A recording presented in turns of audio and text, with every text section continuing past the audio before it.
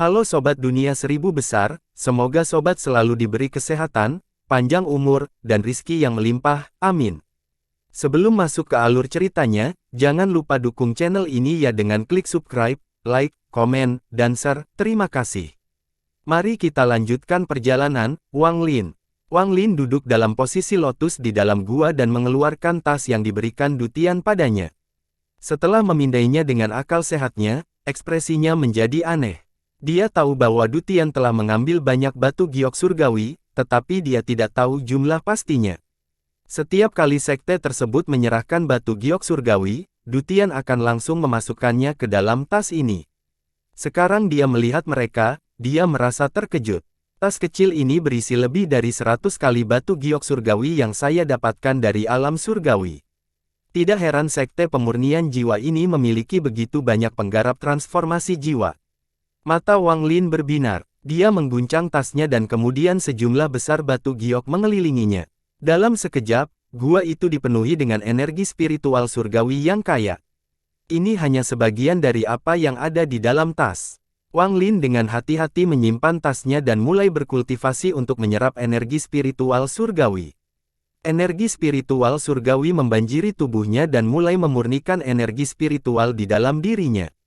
Wang Lin sudah mengalami ini sebelumnya, jadi dia dengan mudah memulainya lagi untuk memulai terobosannya ke tahap transformasi jiwa. Ketika sejumlah besar energi spiritual surgawi memasuki tubuhnya, semua energi spiritual di dalam dirinya terkondensasi menjadi sebuah bola. Bola ini seperti inti emas seorang kultivator, namun perbedaannya seperti langit dan bumi. 3 hari kemudian, batu giok langit di sekitar Wang Lin berubah menjadi abu-abu dan retakan muncul di atasnya, lalu akhirnya berubah menjadi debu. Wang Lin tidak ragu untuk menamparkan tas itu sekali lagi. Dia mengeluarkan sejumlah besar batu giok langit lagi. Penyerapan energi spiritual surgawi tidak pernah berhenti. Dengan cepat memasuki tubuh Wang Lin untuk memurnikan energi spiritual di dalam dirinya serta daging dan tulangnya. Langkah pertama menuju tahap transformasi jiwa adalah memurnikan tubuh secara menyeluruh sehingga mampu menahan kekuatan energi spiritual surgawi. Sebelum alam surgawi runtuh, semua ini tidak perlu dilakukan. Yang harus mereka lakukan hanyalah pergi ke kolam pembersihan roh selama beberapa bulan untuk melepaskan diri dari tubuh fana mereka dan mendapatkan tubuh yang dapat menahan energi spiritual surgawi. Namun, sekarang alam surgawi telah dihancurkan dan kolam pembersih roh telah hilang. Para kultivator membutuhkan sejumlah besar batu giok surgawi untuk menghilangkan akar fana mereka. Ketika akar fana seseorang telah dihilangkan seluruhnya, langkah pertama telah selesai. Langkah kedua adalah jiwa asal seseorang beralih dari non-jasmani ke jasmani. Meskipun tidak dapat menggantikan tubuh fisik, jiwa asal jasmani beberapa kali lebih kuat dan memiliki kemampuan untuk melindungi dirinya sendiri. Cara melihatnya seperti ini, jiwa yang baru lahir itu seperti bayi dan jiwa asal adalah bayi yang tumbuh menjadi remaja. Selanjutnya, tahap transformasi jiwa membawa perubahan misterius. Pemuda tersebut tumbuh menjadi seorang dewasa muda yang kuat dengan senjata di tangannya. Pada tahap ini, jiwa asal jauh lebih kuat daripada jiwa asal pada tahap formasi jiwa. Jiwa Situnan yang begitu besar merupakan tanda bahwa ia telah melewati tahap transformasi jiwa. Bahkan jiwa seorang kultivator ascendan memiliki ukuran yang sama dengan jiwa seorang kultivator transformasi jiwa. Hanya ketika seseorang berhasil melewati tahap ascendan ke langkah berikutnya barulah ada perubahan lainnya. Namun, level itu terlalu jauh untuk dipertimbangkan oleh Wang Lin. Waktu perlahan berlalu. Sejumlah besar batu giok langit di tasnya telah diserap, dan di sekelilingnya terdapat bekas batu giok langit yang telah berubah menjadi debu. Bola energi spiritual di dalam dantainya retak pada hari ini dan kekuatan isap yang kuat datang dari celah tersebut. Semua energi spiritual surgawi yang diserap Wang Lin tersedot ke dalam. Bahkan batu giok surgawi yang baru saja dia keluarkan berubah menjadi debu ketika energi spiritual surgawi darinya tersedot ke dalam celah itu. Bola energi spiritual berangsur-angsur berubah warna. Awalnya berwarna hijau dan sekarang bersinar emas. Pikiran Wang Lin masih jernih. Jadi dia dengan tenang memperhatikan perubahan di tubuhnya seolah sedang memperhatikan orang lain. Tak lama kemudian, ketika seluruh energi spiritual surgawi diserap oleh bola energi spiritual, bola tersebut menjadi sepenuhnya berwarna emas. Jika seseorang menariknya keluar dari tubuhnya, itu akan terlihat persis seperti inti emas. Tepat pada saat ini, inti emas bergetar dan semakin banyak retakan muncul di sana. Kemudian, dengan keras, semua energi spiritual surgawi di tubuh Wang Lin bergegas keluar dan mendorong jiwa asalnya keluar hingga jaraknya 3 inci darinya. Dia mencoba mengembalikannya, tetapi ada kekuatan kuat yang mencegahnya. Jiwa asal Wang Lin melayang di atas tubuhnya. Ketika dia melihat ke bawah, dia bisa melihat semua perubahan yang terjadi pada jiwa aslinya. Ketika inti emasnya hancur, kekuatan energi spiritual surgawi menghancurkan semua meridian di tubuhnya. Saat ini tubuhnya seperti cangkang kosong yang dipenuhi energi spiritual surgawi. Seluruh pori-pori di tubuhnya terbuka dan melepaskan untaian energi spiritual surgawi. Tak lama kemudian, seluruh energi spiritual surgawi yang keluar dari pori-porinya kembali masuk ke dalam tubuhnya melalui lubangnya. Proses ini berubah menjadi sebuah siklus. Tubuh Wang Lin berangsur-angsur menjadi transparan dan kemudian pakaiannya perlahan menghilang. Kedua tas miliknya jatuh ke tanah. Energi spiritual surgawi perlahan membentuk meridian di dalam tubuhnya. Meridian ini terbuat dari energi spiritual surgawi, sehingga secara alami mampu menahan kekuatan energi spiritual surgawi. Daging di tubuhnya juga mulai berubah ketika energi spiritual surgawi mulai tertanam dalam tubuh ini. Saat ini dia tampak seperti makhluk surgawi. Proses mengubah seluruh tubuhnya berlangsung dalam jangka waktu yang tidak diketahui. Selama periode waktu ini, jiwa asal Wang Lin melayang di atas tubuhnya. Dia mencoba berkali-kali untuk masuk kembali ke tubuhnya tetapi dihentikan di luar. Seolah-olah tubuh itu bukan lagi miliknya dan dia tidak dapat menyatu dengannya lagi. Pada hari ini, tubuhnya mulai mengeluarkan aroma. Aroma ini sangat memikat, seolah-olah ramuan roh baru saja digali. Aromanya melayang keluar dari gua, menyebabkan mata Dutian berbinar. Matanya menunjukkan kilatan kekaguman dan dia menghela nafas. Langkah pertama menuju tahap transformasi jiwa, penyempurnaan tubuh, telah selesai. Sekarang saatnya untuk langkah kedua, pemurnian jiwa asal. Tangannya membentuk segel, lalu cahaya hitam segera mengelilingi gua dan mencegah aroma menyebar. Aroma yang dihasilkan dari menyelesaikan langkah pertama tahap transformasi jiwa menarik binatang buas dan iblis kuat yang ingin merasuki tubuh. Namun, sekte pemurnian jiwa saya berspesialisasi dalam jiwa, jadi tidak apa-apa jika iblis itu tidak datang, tetapi jika mereka datang, maka mereka bisa menjadi makanan untuk bendera jiwa 1 miliar jiwa. Saya juga tidak takut pada binatang buas itu. Formasi perlindungan sekte pemurnian jiwa dapat menjaga mereka semua tetap berada di luar. Belum ada binatang buas yang bisa membuatku takut. Cobaan berbahaya untuk mencapai tahap transformasi jiwa ini tidak berarti apa-apa bagi Wang Lin dengan Dutian yang melindunginya, tetapi bagi para penggarap nakal atau sekte lemah, itu mengancam jiwa. Selama transformasi, jiwa asal dipaksa keluar dari tubuh dan tubuh tidak berdaya. Jika ada iblis atau jiwa yang kuat di sekitar, mereka dapat dengan mudah merasuki atau melahap tubuh. Bahkan binatang buas pun sangat tertarik pada tubuh yang baru saja mencapai tahap transformasi jiwa. Bagi mereka, tubuh itu seperti harta karun alami, dan melahapnya akan meningkatkan kekuatan mereka. Begitu jiwa asal kembali ketergi di dalamnya, maka tubuh menjadi tidak berguna bagi binatang. Di dalam gua, Wang Lin mengulurkan jiwa asalnya dan mengeluarkan sejumlah besar batu giok surgawi. Kali ini energi spiritual surgawi tidak diserap oleh tubuh melainkan oleh jiwa asalnya. Perasaan yang sangat nyaman memenuhi jiwa Wang Lin. Dia bisa merasakan energi spiritual surgawi memasuki jiwa asalnya, menyebabkannya menjadi lebih besar dan lebih jasmani. Pada saat ini, Wang Lin memahami bahwa setelah jiwa asalnya menjadi jasmani, dia akan dapat masuk kembali ke tubuhnya dan dia akan berhasil mencapai tahap transformasi jiwa. Dibutuhkan waktu yang sangat lama bagi jiwa asal untuk menjadi jasmani. Di luar gua, mata Dutian berbinar dan dia melambaikan tangan kirinya. Jiwa utama berwarna ungu keemasan terbang keluar, meraih jiwa hitam nakal, dan menyeretnya ke dalam bendera jiwa. Dutian bergumam, ini sudah yang ke-19. Sayangnya, semuanya adalah pecahan jiwa formasi jiwa.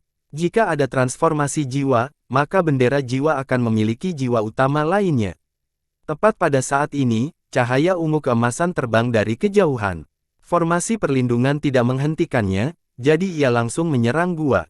Mata Dutian berbinar dan dia tertawa. Dia telah membuatnya agar formasi itu tidak menghentikan jiwa. Itu sebabnya mereka masuk. Bagus, ayo. Mata Dutian berbinar dan dia bergerak. Dia melompat ke udara dan meraih jiwa ungu keemasan. Cahaya ungu keemasan menghilang dan menghindari tangan Dutian, lalu menyerbu menuju gua.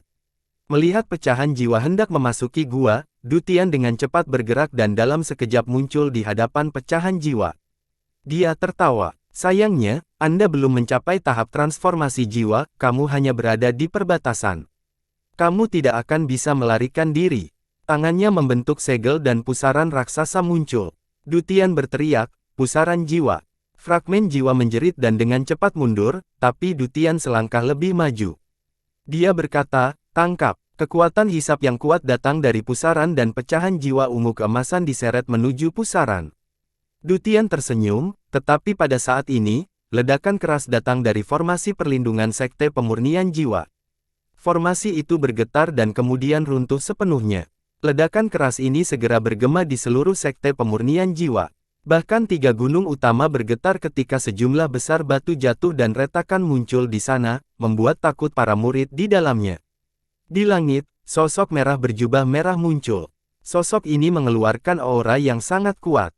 Saat ini, langit kehilangan warnanya dan hanya sosok ini yang ada. Zukezi, ekspresi Dutian sangat jelek. Dia tidak punya waktu untuk bermain-main dengan pecahan jiwa ini, jadi dia mengibarkan bendera 1 miliar jiwa dan menangkapnya. Dutian, Zukzi mengenakan jubah merah menyala dan rambutnya bergerak tanpa angin. Meski terlihat kuno, dia tetap memancarkan aura yang sangat menindas. Orang ini dengan santai berdiri di sana saat langit menjadi gelap. Semua cahaya datang dari jubahnya yang berapi-api, sepenuhnya menunjukkan dominasinya atas planet Suzaku. Seseorang tidak dapat merasakan seuntai energi spiritual atau bahkan energi spiritual celestial di tubuhnya, namun para penggarap Ascendan tahap awal akan terpaksa mundur, dan bahkan monster tua Ascendan tahap pertengahan secara tidak sadar akan mundur. Dia adalah satu-satunya kekuatan Ascendan tahap akhir di pabrik Suzaku. Penguasa sejati planet Suzaku. Zukzi dengan tenang berkata, saat itu, negaraku Suzaku membuat perjanjian dengan Sekte Pemurnian Jiwamu. Saat negara Suzaku dalam bahaya, Anda harus meminjamkan kami bendera 1 miliar jiwa. Hari ini lelaki tua ini ada di sini untuk meminjamnya. Dutian, bawa ke sini. Omong kosong. Dutian menggenggam bendera 1 miliar jiwa dengan erat sambil menatap Zukzi dan berteriak, mengapa saya belum pernah mendengar perjanjian ini dari leluhur manapun sebelumnya? Pencuri tua Zuk, jika Anda ingin mencurinya, datang saja dan ambil, tidak perlu melakukan tindakan menjijikkan ini. Zukzi memandang Dutian, menggelengkan kepalanya sedikit, dan menghela nafas. Masalah ini memisahkan antara generasi pertama Suzaku dan nenek-nenek moyang pendiri Anda, jadi wajar jika Anda tidak mengetahuinya, tapi saya mengetahuinya di beberapa catatan lama. Hari ini saya di sini bukan untuk mencuri tetapi untuk meminjam. Dengan itu, dia mengulurkan tangan. Langit berubah warna dan cahaya merah berkumpul dari segala arah. Lampu merah membentuk tangan merah raksasa yang menekan ke arah Dutian. Dutian berteriak, pencuri tua. Dia mengibarkan bendera jiwa dan tanpa ragu-ragu melepaskan 1 miliar pecahan jiwa. Selain jiwa keempat, 35 jiwa utama yang tersisa juga diutus. Segala sesuatu yang berjarak 100 km ditutupi oleh pecahan jiwa. Jeritan dan lengkingan mereka memenuhi area tersebut. Suara gabungan dari 1 miliar fragmen jiwa lebih kuat daripada harta gelombang suara manapun. Bumi dalam jarak 100 km mulai bergetar dan gunung-gunung di sekitarnya runtuh. 35 jiwa utama dari 1 miliar fragmen jiwa semuanya memiliki ekspresi yang garang saat mereka merobek tangan merahnya hingga berkeping-keping. Kemudian mereka mengepung Zukzi dan melindunginya dengan kejam. Zukzi melihat sekitar 1 miliar fragmen jiwa. Murid matanya sedikit mengecil saat dia dengan tenang berkata, Dutian, karena kamu tetap keras kepala, orang tua ini harus menghukummu menggantikan leluhurmu. Saya bilang saya hanya ingin mengirim bendera 1 miliar jiwa, jadi saya akan meminjamnya dan kemudian saya akan mengembalikannya kepada Anda. Dutian tertawa dengan matanya. Berapa lama Anda ingin meminjamnya? Petik 2. Ekspresi Zukzi serius saat dia berkata, pinjamkan ke negara Suzaku selama 10.000 tahun. Setelah 10.000 tahun, kami secara alami akan mengembalikannya. Pencuri tua Zuk, sekte pemurnian jiwa saya memiliki pepatah, jika benderanya ada di sini, sekte tersebut masih ada. Jika kamu menginginkannya, kamu dapat mencoba mengambilnya. Mata Dutian menjadi dingin saat tangannya membentuk segel dan kemudian dia menunjuk ke arah Zugzi. Sekering. 1 miliar fragmen jiwa di sekitarnya segera mulai berkumpul di 35 jiwa utama dan kemudian jiwa utama mulai menyatu satu sama lain. Mata Zugzi berbinar. Dia tidak bisa membiarkan fusi ini berlanjut. Dia mengulurkan tangan dan sehelai bulu merah muncul di tangannya. Dia mengirimkan bulu itu ke depan, lalu tiba-tiba bulu itu mulai terbakar dan mengeluarkan cahaya hantu.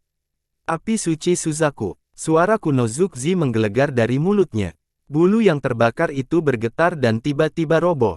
Gelombang api mulai menyebar dengan bulu sebagai pusatnya dan segera menutupi area sekitar 100 km. Kekuatan nyala api ini tidak terbayangkan. 3 gunung dari sekte pemurnian jiwa diubah menjadi cairan kental berwarna hitam. Namun cairan ini dengan cepat berubah menjadi gas. Bahkan gua tempat Wang Lin berada menghilang, dan Wang Lin menghilang bersama gua tersebut. Seluruh sekte pemurnian jiwa menghilang dari planet Suzaku. Ratusan murid dan bahkan 3 tetua formasi jiwa yang bersembunyi di 3 cincin emas tidak dapat lolos dari bencana ini. 35 fragmen jiwa utama yang akan menyatu juga dikelilingi oleh api. Gas hitam melayang dari tubuh mereka dan mereka semua memiliki ekspresi menyakitkan di wajah mereka. Api Suzaku suci. Wajah Dutian sangat jelek. Ada 3 batu giok kuno yang melayang di sekelilingnya. Mereka menghalangi nyala api. Ekspresi Zugzi tenang saat dia perlahan berkata, Dutian, surga adil. Awalnya aku tidak ingin melakukan ini, tapi kamu memaksaku. Dutian menarik napas dalam-dalam, menggigit ujung lidahnya, mengeluarkan seteguk darah, dan duduk dalam posisi lotus. Kemudian tangannya membentuk segel dan dia berkata, jiwa melarikan diri. Dutian bukanlah nama aslinya tetapi nama Taoisme yang diberikan gurunya. Dia pernah memberi tahu Wang Lin bahwa semua pengguna bendera jiwa memiliki cara berbeda dalam menggunakannya, dan metode khususnya adalah melarikan diri. 35 jiwa utama melepaskan lampu hijau dan kemudian menghilang dari dalam acul kembali, mereka berada di hadapan Dutian. Apa ini? Zugzi terkejut. Sekering. Dutian memuntahkan lebih banyak darah. Kali ini darah mendarat di salah satu jiwa utama. Kemudian, dalam sekejap, 34 jiwa utama lainnya menyatu dengannya. Dalam sekejap mata, aura yang sebanding dengan Zugzi muncul dan langit seakan terbelah 2. Sisi kiri berwarna merah menyala, melambangkan Zugzi. Sisi kanan berwarna hitam, mewakili jiwa ascendan tahap akhir yang dibentuk oleh 35 jiwa utama dan 1 miliar fragmen jiwa. Saat pecahan jiwa ini muncul, ia melambaikan tangannya, mendorong semua api yang ada di sisi kanan ke sisi kiri. Bagaikan langit, tanah terbelah antara hitam dan merah. Murid Zugzi menyusut. Ekspresinya agak jelek saat dia menatap jiwa itu dan berkata, tidak buruk. Dengan kekuatan itu, ia dapat dianggap sebagai harta karun tertinggi di planet Suzaku. Wajah Dutian pucat pasi. Dia hanya punya waktu kurang dari 2 tahun lagi, dan sekarang dia telah menggunakan teknik fusi bendera jiwa, dia hampir kehabisan waktu. Dia dengan lembut berbisik, bunuh dia. Fragmen jiwa ascendan tahap akhir tidak maju tetapi mengangkat tangannya. Suara gemuruh datang dari segala arah saat awan berkumpul membentuk tubuh berbentuk manusia. Tubuh ini terbuat dari awan dan sekilas tidak ada bedanya dengan manusia. Fragmen jiwa ascendan mengambil 1 langkah ke depan dan menyatu dengan tubuh yang terbuat dari awan. Orang awan itu membuka mata hantunya dan menatap Zugzi. Untuk membentuk tubuh dari awan, itu memang hanya sesuatu yang bisa dilakukan oleh para penggarap ascendan tahap akhir. Namun, Anda diciptakan dari fusi. Saya ingin melihat berapa lama Anda bisa bertahan. Ekspresi Zugzi jelek. Dengan itu, dia melambaikan tangannya. Lampu merah muncul di depannya dan berubah menjadi pedang pendek berwarna merah. Saat pedang itu muncul, api di tanah tersedot ke dalam pedang. Pedang ini sangat kuno dan tidak ada yang tahu nama aslinya. Suzaku generasi pertama mendapatkannya dan menamakannya pedang Suzaku. Dengan itu, Zugzi menunjuk pedang itu dengan tangan kanannya. Pedang terbang itu segera bersinar merah seolah-olah dipenuhi dengan energi spiritual surgawi. Pedang ini tidak berbeda dengan pedang surgawi. Pedang ini adalah harta surgawi. Mata orang awan itu berbinar dan dia melambaikan tangan kanannya. Seluruh tangan kanannya terbang dan menjadi pedang yang sama dengan pedang Suzaku. Selain warnanya, pedang itu terlihat persis sama dengan pedang Suzaku, bahkan sejumlah besar energi spiritual surgawi pun sama. Lalu dia menunjuk ke arah Zugzi dan pedang kecil berwarna putih itu melesat ke depan. Pedang merah dan putih saling bertabrakan seperti meteor. Setelah serangkaian tabrakan, pedang putih itu jelas bukan tandingannya dan terdorong ke belakang. Namun, pedang merah telah menerima serangan dari energi spiritual surgawi yang kuat dari pedang putih, sehingga melambat. Orang awan itu menatap Zugzi dan tersenyum tipis. Kemudian tubuh awannya runtuh membentuk 8 salinan pedang yang sama persis. Masing-masing mengandung energi spiritual surgawi dalam jumlah besar. 8 pedang itu ditembakkan sekaligus. 3 di antaranya mengejar pedang Suzaku dan 5 sisanya menuju Zugzi. Ekspresi Zugzi jelek saat dia mundur beberapa ratus kaki. Dia menamparkan tasnya untuk mengambil labu, lalu dia bergumam, "Kumpulkan." Kelima pedang itu dikelilingi oleh kekuatan yang kuat dan kemudian, dalam sekejap mata, terperangkap di dalam labu. Mata Zugzi berbinar. Dia hendak menggunakan labu tersebut untuk mengumpulkan 3 pedang lainnya, tetapi pada saat itu, dia mendengar suara berderak yang berasal dari labu tersebut. Sedetik kemudian, suara yang menggemparkan keluar dari sana. Dengan keras, labu itu pecah. Pedang kelima itu terbang dan menusuk ke arah Zugzi tanpa ragu-ragu. Di saat yang sama, pedang yang melawan pedang Suzaku sepertinya telah menerima perintah, karena mereka membuang pedang Suzaku dan dengan cepat terbang. Ekspresi Zugzi berubah drastis dan dia segera mundur. Bukan karena dia bukan tandingannya, tapi jiwa yang dibentuk oleh bendera jiwa dipenuhi dengan kematian dan menyerangnya tanpa mempedulikan keselamatannya sendiri. Meski dia yakin bisa menang, dia pasti akan terluka. Biasanya tidak ada masalah, tapi saat ini umurnya juga tidak banyak lagi. Jika dia terluka di sini, umurnya akan lebih pendek. Hal penting lainnya adalah pertempuran kedua dengan klan abadi yang terbengkalai telah dimulai. Jika dia terluka di sini, akan sangat mengerikan. Namun, meski dia ingin mundur, pedang yang dibentuk oleh manusia awan itu bahkan lebih cepat dari kilat, membuat mereka dengan cepat mendekatinya. Mata Zugzi muram saat tangan membuat segel di hadapannya. Saat segel ini muncul, aura kuat mengelilingi Zugzi. Pada saat ini, pedang terbang itu tiba. Pembawaan. Suara yang mengguncang seluruh benua meledak. Zugzi terbang kembali seperti meteor dan tidak berhenti selama beberapa saat. Segel di depannya telah runtuh. Meskipun dia tidak terluka, wajahnya pucat pasi dan aura superioritas yang dia pancarkan telah menghilang. 9 pedang terbang menghilang dan kembali menjadi pecahan jiwa. Dutian melihat pemandangan di hadapannya dan berkata, "Segel Suzaku yang misterius." Segel Suzaku misterius adalah mantra yang hanya bisa dipelajari oleh Suzaku setiap generasi. Itu tidak bisa diolah dan diwarisi dari Suzaku sebelumnya. Segel ini tidak dibuat oleh Suzaku generasi pertama, itu adalah mantra yang diberikan kepada mereka oleh serikat budidaya. Segel Suzaku misterius ini tidak akan meningkatkan tingkat peretasan seseorang, tetapi sangat kuat. Hanya ada 2 kegunaannya, menyerang dan bertahan.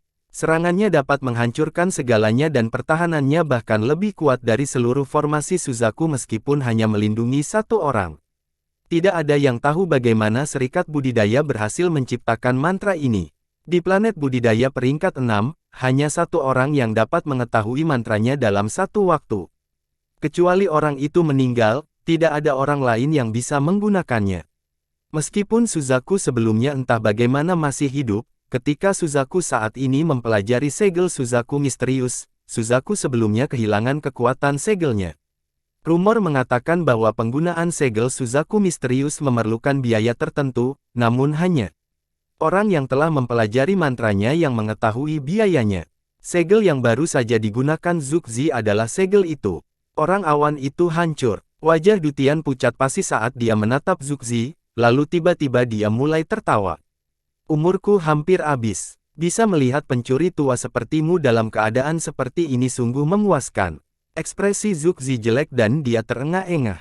Dia tidak akan menggunakan segel Suzaku misterius kecuali dia harus melakukannya, terutama jika segel itu digunakan untuk menyerang. Dia menggunakannya karena dia perlu menjaga dirinya dalam kondisi prima untuk pertempuran melawan klan abadi yang terbengkalai. Dutian, Sekte Pemurnian Jiwa Anda pernah menjadi cabang Suzaku dan nenek moyang Anda bertarung bersama Suzaku generasi pertama melawan klan abadi yang terbengkalai. Kenapa kamu harus begitu keras kepala hari ini? Jika Anda menyerahkan bendera jiwa, saya akan membantu Anda membangun kembali sekte tersebut, membantu Anda mengumpulkan murid, dan bahkan membantu Anda menjadikan Sekte Pemurnian Jiwa sebagai negaranya lagi. Mata Dutian berbinar dan kemudian dia tersenyum nakal. Pencuri tua Zuk, aku mengerti dirimu sekarang. Anda takut terluka, jika tidak, Anda tidak akan berada dalam posisi yang melirik. Perang dengan klan abadi yang terbengkalai telah dimulai, saya khawatir Anda tidak akan bisa tinggal lama di sini. Zugzi mengerutkan kening dan dengan dingin berkata, meskipun leluhur 11 daun dari klan abadi yang terbengkalai itu kuat, saya memiliki kartu as di lengan saya. Setelah itu terungkap, klan abadi yang terbengkalai pasti akan mati. Dutian, saya akan bertanya kepada Anda untuk yang terakhir kalinya, maukah Anda menyerahkan bendera jiwa? Dingin. Dia menarik napas dingin dan tangannya. Cahaya ungu keemasan mulai bersinar di bendera, tapi tidak stabil. Pencuri tua Zuk, aku menyarankanmu untuk pergi sekarang dan jangan memaksaku mengeluarkan jiwa keempat. Suara Dutian dipenuhi dengan tekad. Ekspresi Zugzi jelek, tapi dia mencibir dalam hati. Dia telah menunggu munculnya jiwa keempat. Faktanya, yang sebenarnya dia inginkan selama ini adalah jiwa keempat. Setiap generasi Suzaku telah mempelajari jiwa keempat dengan harapan menemukan cara mengalahkan bendera 1 miliar jiwa. Zugzi 80% yakin bisa mengalahkannya, itu sebabnya dia datang hari ini. Setelah merenung sedikit, Zugzi perlahan berkata, saya telah membaca tentang kekuatan jiwa keempat dalam catatan, tapi saya belum melihatnya secara langsung. Meminjam kesempatan ini, saya benar-benar ingin melihat apa yang istimewa dari jiwa keempat ini. Dutian mengatupkan giginya dan menunjuk ke dahinya dengan tangan kirinya. Dia mengeluarkan bola cahaya keemasan dan dengan cepat menekannya ke bendera jiwa. Titik ungu keemasan pada bendera jiwa dengan cepat terbang keluar. Dunia terbagi menjadi 5 elemen yang saling menetralisir dan menciptakan berbagai jenis akar roh. Punya 1 unsur berarti bisa berprestasi, punya 2 berarti pintar, punya 3 berarti punya bakat, punya 4 berarti punya bakat surgawi, dan punya 5 berarti lengkap. 5 unsur itu adalah logam, kayu, udara, api, dan tanah. Memiliki 2 adalah hal yang langka, memiliki 3 bahkan lebih jarang lagi, memiliki 4 hampir tidak pernah terdengar, dan bahkan belum pernah ada yang mendengar ada orang yang memiliki kelimanya. Jiwa keempat adalah orang langka yang memiliki 3 unsur, namun bakat ini tidak terwujud ketika dia masih hidup. Dia hidup seperti kebanyakan orang dan mati ketika dia berada di tahap transformasi jiwa, tetapi Sekte Pemurnian Jiwa menyempurnakan integritas dengan teknik khusus yang mengubahnya menjadi sesuatu yang dapat mengancam bahkan para penggarap Ascen dan tahap akhir. Untuk menangkap jiwa ini, seseorang membutuhkan banyak tekad dan mereka harus membuka kristal planet budidaya ketika umurnya hampir habis. Bagian dari rekaman ini sekilas di kepala Zuk. Zugzi berkata, dengan nada serius, 3 jiwa logam. Dutian tertawa serak. Matanya redup karena sisa umurnya yang baru saja digunakan untuk mengaktifkan jiwa keempat. Jiwa keempat tidak bisa dikeluarkan melalui cara biasa, seseorang harus menyerahkan kekuatannya untuk mengeluarkannya dari bendera jiwa. Saat jiwa keempat muncul, ia mengeluarkan cahaya ungu keemasan yang menyilaukan.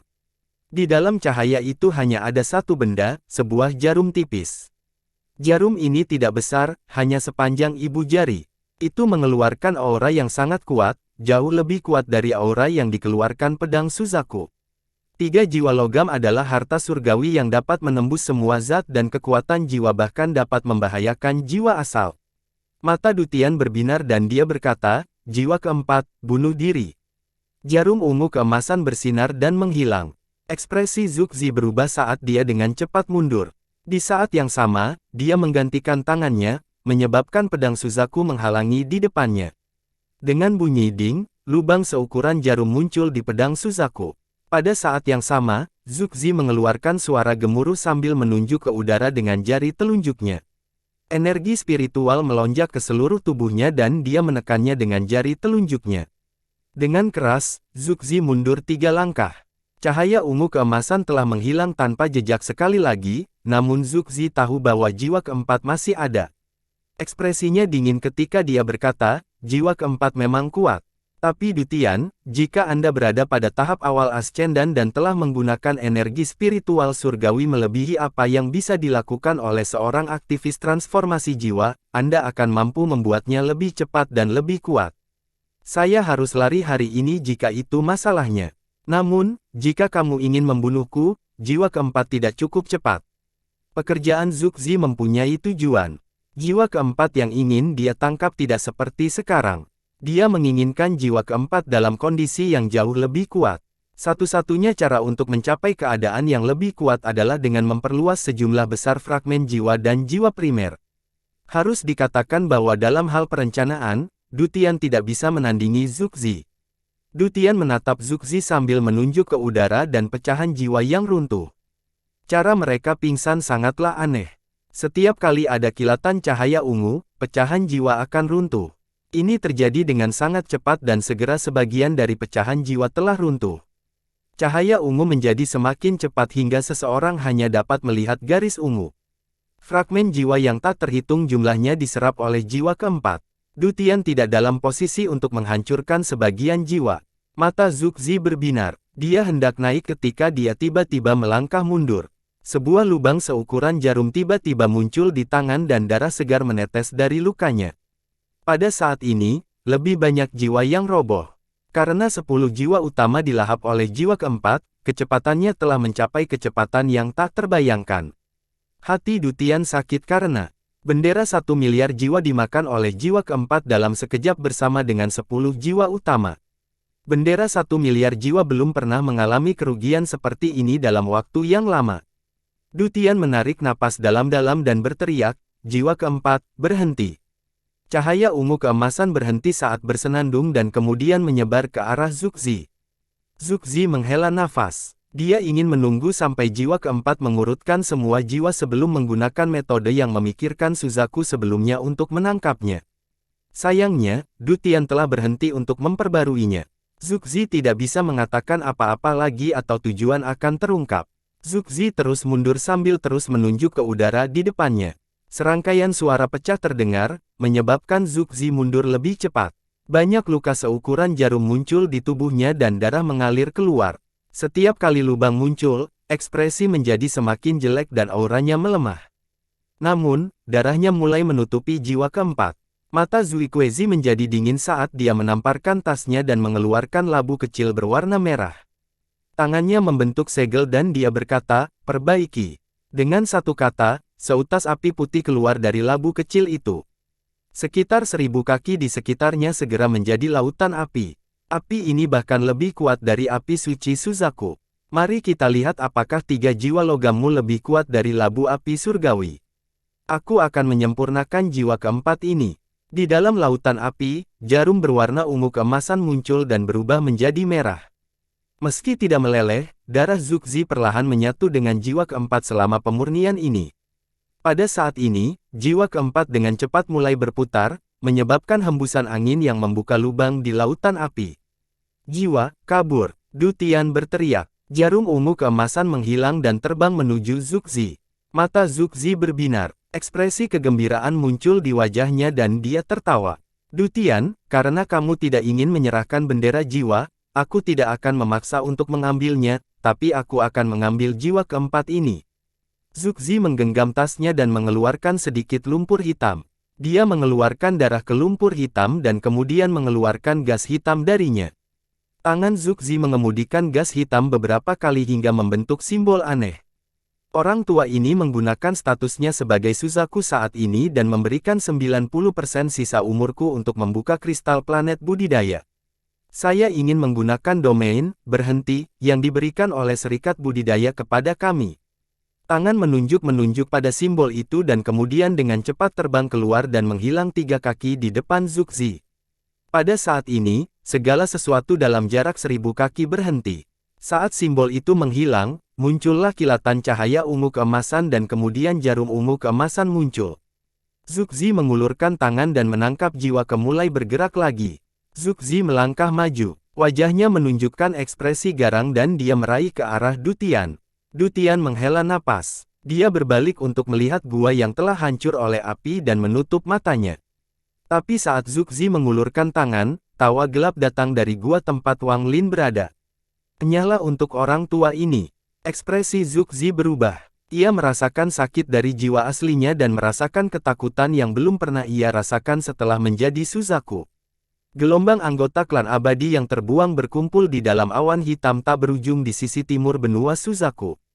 Di tengah awan hitam duduk banyak anggota klan abadi yang terbuang. Mereka semua bernyanyi serempak. Kekuatan tato mereka telah keluar dari tubuh mereka dan melayang di udara. Kekuatan tato dengan cepat naik ke udara. Setiap doa jam anggota klan ini akan menggunakan seluruh kekuatan tato di tubuh mereka dan kemudian kelompok lain akan bertukar tempat dengan mereka untuk melanjutkan nyanyian. Proses ini telah berlangsung selama beberapa bulan. Pada hari ini, seorang pria parubaya bermata abu-abu muncul. Dia tidak memiliki tato di tubuhnya selain daun ungu di pipi kirinya yang memancarkan cahaya ungu. Dia berdiri di sana sambil menatap sejumlah besar anggota klan di tengah dan menampilkan pemandangan indah. Mengikuti tiga lelaki tua. Aura yang mereka bertiga keluarkan bertahan sama dengan lelaki tua yang terbelah delapan yang mengejar Wang Lin. Sebelumnya, salah satu lelaki tua itu dengan hormat berkata, "Leluhur kelima, sudah waktunya." Nenek moyang keempat telah mengaktifkannya di sisi pohon leluhur. Pria parubaya itu mengangguk dan berkata, "Pohon leluhur dibebaskan karena leluhur kuno menyerahkan nyawanya dan menggunakan tubuhnya untuk membuka segel 5 pedang. Kita tidak boleh gagal kali ini." 4 subpohon dari pohon leluhur yang telah mengelilingi benua Suzaku. Kali ini negara Suzaku akan dihancurkan. Mata lelaki tua itu menunjukkan sedikit kegembiraan, tapi dengan cepat menghilang saat dia berkata, "Leluhur kelima, tentang leluhur kedua." Pria parubaya itu mengerutkan kening dan berkata, "Jangan ganggu dia. Dia sudah terlalu lama berada di negara Suzaku dan berpikir berbeda dari kami. Jika bukan karena keengganannya untuk bertarung, kita bisa saja mencakup negara Suzaku dalam pertempuran beberapa tahun yang lalu. Saya hanya tidak percaya bahwa kristal planet budidaya yang dimiliki negara Suzaku memiliki kekuatan yang dia bicarakan." Orang tua itu mengangguk dan tidak berbicara lagi. "Orang-orang dari mayat sekte ada di sini." Pria parubaya itu memandang ke kejauhan. Sebuah peti mati besar dengan cepat mendekat dari luar tepi timur benua Suzaku. Di atas peti mati itu duduk 3 orang. Mereka bertiga semuanya berambut putih. Selain yang berada di tengah, yang berada pada tahap awal transformasi jiwa, 2 lainnya berada pada tahap akhir formasi jiwa. Mereka bertiga sedang duduk di atas peti mati yang bergerak sangat cepat. Dalam sekejap mata, mereka tiba di hadapan awan hitam. Simbol tato di awan hitam menyala untuk mencegah mereka masuk. Orang tua transformasi jiwa tahap awal dari Sekte Mayat berkata, "Saya adalah tetua dari Sekte Mayat di planet Suzaku dan 2 orang di belakang saya adalah Diaken Mayat. Saya meminta Sekte Abadi yang ditinggalkan untuk membuka formasi tato." Tato di dalam awan hitam muncul lagi dan sebuah terowongan muncul. Peti mati besar dari Korsek dengan cepat terbang ke dalam. Peti mati itu berhenti di tengah awan hitam. Tetua transformasi jiwa tahap awal dari Korsek melompat turun. Di hadapannya ada pria parubaya dan 3 dukun berdaun 8. Pria parubaya itu dengan tenang berkata, "Elder Sima, saya telah menunggu Anda." Tetua mayat sekte tertawa dan berkata, "Saya terlambat karena saya membahas masalah dalam perjalanan. Selain mengantarkan mayat, saya juga di sini untuk memberitahu klan abadi Anda yang terbengkalai sebuah berita." Pria parubaya itu memandangi sesepuh mayat sekte dengan mata tenang sambil menunggu berita. Mata tetua sekte mayat berbinar dan dengan senyuman yang bukan senyuman dia berkata, "Zugzi pergi ke sekte pemurnian jiwa dan memulai dengan Dutian untuk mencuri bendera jiwa 1 miliar jiwa." Ekspresi pria parubaya itu tetap sama, lalu dia tersenyum. "Apakah hasilnya?" Tetua mayat Bangsek tertawa. "Saya tidak tahu, tapi dengan pemahaman sekte mayatku tentang Suzaku saat ini, jika dia pergi, maka dia setidaknya harus memiliki kepercayaan diri 80%. Klan abadimu yang tertinggal harus berhati-hati." Ekspresi pria parubaya itu belum berubah. Dia baru saja akan berbicara ketika ekspresi tiba-tiba berubah. Dia memandang ke arah pilu di ujung utara benua Suzaku. Dari situ ia merasakan aura yang membuatnya gemetar. Zuxi sudah lama melupakan seperti apa rasa sakit jiwa dari asalnya. Saat ini dia merasakan ketakutan yang baru dia rasakan saat bertemu dengan Suzaku generasi terakhir. Bagaimanapun juga, Zuxi adalah seseorang yang memiliki kedudukan tinggi, jadi dia segera menenangkan dirinya dan bertanya, "Yang mulia, siapa Anda?" Sinar cahaya berwarna pelangi melintas saat Wang Lin muncul. Dia melayang di udara dengan rambut tergerai tanpa angin, tapi dia mengeluarkan aura yang sangat aneh. Tubuhnya memancarkan aura biru, aura dingin yang mampu membekukan apapun di dunia. Wang Lin saat ini benar-benar telanjang, tembus cahaya, dan berkilau. Matanya tidak lagi jernih tetapi dipenuhi aura jahat. Mata Qian Feng juga penuh dengan kejahatan, tetapi dibandingkan dengan mata Wang Lin, itu seperti api di sebelah matahari. Aura jahat di dalam mata Wang Lin hanya mewakili satu kata, kesombongan. Arogansi, banyak arogansi, arogansi ekstrim yang memandang segala sesuatu di dunia berada di bawahnya dan tak seorang pun di dunia ini yang bisa menandinginya.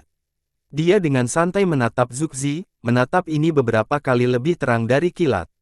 Tubuh Zuxi bergetar. Pada saat ini, dia benar-benar merasa seperti dulu. Dia merasakan ketakutan yang sama saat menghadapi Suzaku sebelumnya. Dia segera mundur, dan untuk pertama kalinya setelah sekian lama, keringat dingin keluar dari dahinya.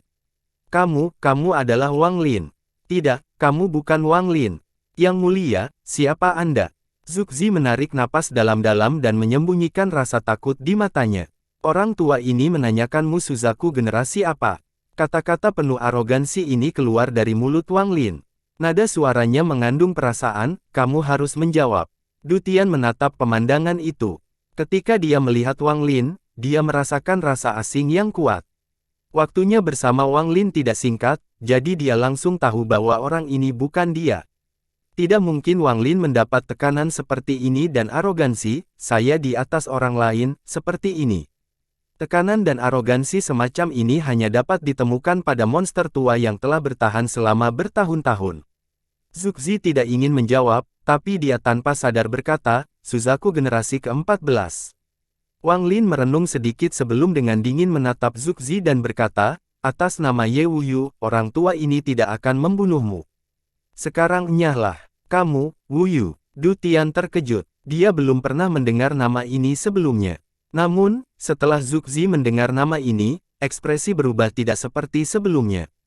Dia segera mundur lebih jauh dan teror di dalam dirinya tidak bisa disembunyikan lagi, sehingga terlihat di wajahnya. Kamu, Zuxi menghirup udara dingin dan getarannya seolah-olah dia terkena petir. Tatapannya ke arah Wang Lin tidak lagi hanya dipenuhi rasa nyaman, tapi juga mengandung rasa ngeri yang mendalam. Ye Wuyu adalah nama yang hanya diketahui oleh setiap generasi Suzaku. Tidak ada orang lain yang tahu, bahkan nenek moyang dari sekte di Suzaku pun tidak. Mereka hanya mengetahui bahwa ada seseorang dengan nama Daois Suzaku. Ye Wuyu adalah nama asli Suzaku generasi pertama. Saat Zuxi melihat aura biru di sekitar tubuh Wang Lin, dia mengingat sejarah Suzaku masa lalu hingga dia mengunci satu identitas. Saat ini, teror di matanya menjadi semakin intens mengulurkan tangannya ke arah Wang Lin tanpa ragu-ragu dan berkata, salam, leluhur. Junior akan pergi sekarang. Dengan itu, dia segera mundur. Mata Du Tian berbinar dan dia berteriak, tinggalkan jiwa keempat. Zuxi berhenti. Matanya menunjukkan bahwa dia sedang berjuang untuk membuat keputusan dan kemudian dia tiba-tiba berbalik dan menatap Wang Lin. Mata Wang Lin mengungkapkan jejak masa lalu saat dia berkata, saat itu orang tua ini berhutang pada Ye Wuyu. Lupakan, karena kamu menggunakannya untuk melawan klan abadi yang terbengkalai, orang tua ini akan meminjamkannya kepada Anda selama 3 tahun. 3 tahun dari sekarang kamu akan mengingatnya kembali. Du Tian panik dan hendak berbicara ketika Wang Lin mengawasi. Ketika Du Tian menoleh ke belakang, dia tidak bisa lagi melihat Wang Lin. Hanya ada aura asing yang mengatakan sesuatu seperti, aku akan membunuhmu jika kamu berbicara, dan dia tahu bahwa orang ini akan membunuh tanpa ragu-ragu. Hati Du Tian bergetar dan dia tidak lagi berani berbicara. Zuxi menghela napas lega. Jika orang yang menginginkan keempat kembali, apapun yang terjadi, dia mungkin harus melawan jiwanya. Namun, dari apa yang dia dengar tentang orang ini, Zuxi bahkan kurang percaya diri untuk melawannya. Zuxi memegang tangannya dan hendak pergi. Tapi mata Wang Lin menunjukkan kilatan arogansi dan dia berkata, karena kamu sudah menebak identitas orang tua ini, maka kamu harus tahu peraturanku. Apakah kamu akan pergi begitu saja? Zuxi sedikit memahami dan mengangkat pemahamannya. Dia memperkirakan tangan kirinya dan memotong 2 jari tangan. Masalah ini salah junior. Apakah 2 jari cukup? Wang Lin menggelengkan kepalanya dan dengan arogan berkata, tinggalkan satu sama lain. Zuxi mengatupkan giginya. Dia menunjuk tangan kirinya untuk memotong jari lainnya. Wajahnya pucat saat dia melihat Wang Lin. Wang Lin lalu berkata, enyahlah. Zuxi segera pergi tanpa menoleh. Dalam sekejap mata, dia berubah menjadi seberkas cahaya dan menghilang. 100.000 kilometer jauhnya, Zuxi mengatupkan giginya dan mengeluarkan suara gemuruh ke langit. Suzaku generasi kedua, bagaimana dia bisa masih hidup? Bagaimana dia bisa tetap berada di planet Suzaku? Bagaimana bisa? Suzaku generasi ketiga bersekongkol melawannya dengan daya tarik para penggarap asing. Bagaimana dia tidak mati? Dia meraung sepanjang perjalanan kembali hingga dia berada di atas negara Suzaku. Dia tiba-tiba berhenti ketika dia melihat kembali ke arah Pilu. Kemarahan itu kini hilang, namun digantikan dengan penggantinya. Sesuatu yang salah. Berdasarkan apa yang saya ketahui tentang Suzaku generasi kedua, tidak mungkin dia berdoa kepada saya. Mungkinkah dia baru saja bangun dan berpura-pura? Zuxi merenung sedikit. Ekspresinya menjadi sangat gelisah sebelum dia menghela napas. Dia benar-benar tidak punya nyali untuk menguji teorinya. Dia menginjakkan kakinya ke tanah dan retakan besar muncul di langit saat dia menatap dengan kejam ke arah Pilu. Suzaku generasi kedua. Zuxi terbang menuju Gunung Suzaku. Di dalam sekte pemurnian jiwa di Pilu. Sosok Wang Lin bergetar dan kemudian jatuh dari langit setelah dia memastikan Zuxi telah pergi. Dutian terkejut dan segera mendekati Wang Lin. Wajah Wang Lin saat ini pucat dan matanya terpejam, dia jelas kesakitan. Dutian melihat lebih dekat, lalu ekspresinya berubah drastis dan dia berteriak, kepemilikan. Dia langsung mengatupkan giginya dan mengangkat tangannya. Dia hendak mengulurkan tangannya ke dahi Wang Lin untuk membantu melawan kepemilikan, namun, saat dia hendak menekan, Wang Lin membuka matanya. Matanya sekarang jernih dan tidak mengandung arogansi sebelumnya. Wang Lin dengan lemah berkata, senior, berhenti. Dutian menatap Wang Lin dan berkata dengan nada serius, apa yang sebenarnya terjadi? Kamu terlalu gegabah, bocah nakal. Tidak bisakah kamu melihat betapa parahnya situasi ini? Jika lelaki tua ini memiliki temperamen yang lama, aku akan membunuhmu dengan sinkronisasi. Jangan mengira karena umurmu akan segera habis, orang tua ini tidak bisa membuatmu merasakan bagaimana rasanya hidupmu perlahan-lahan terkuras habis. Suara yang sangat arogan datang dari alis Wang Lin. Tak lama kemudian, lampu hijau keluar dari dahi Wang Lin dan berdiri di samping. Lampu hijau ini berwujud seorang pria parubaya bertubuh besar dengan wajah kasar dan perawakan besar. Saat dia muncul, dia melepaskan aura yang kuat. Warna langit tiba-tiba berubah. Akibat pengaruh aura orang ini, awan mulai terbentuk. Petir terlihat dan hujan mulai turun. Pria parubaya itu mengangkat kepalanya ke arah langit dan berteriak, sebarkan untuk orang tua ini. Apa aku membiarkanmu turun hujan? Hanya dengan satu suara gemuruh, awan di langit terungkap tanpa jejak, bahkan hujan yang turun pun terhempas. Bahkan tidak ada satu tetes pun yang mendarat. Tubuh Dutian bergetar hebat saat dia menatap dengan pemandangan menakjubkan di hadapannya. Dia tidak bisa mengucapkan kata pun. Wang Lin tersenyum pahit dan terbatuk. Ketika api Suzaku suci tiba, jiwa asal Wang Lin telah kembali ke tubuhnya dan dia telah mencapai tahap transformasi jiwa.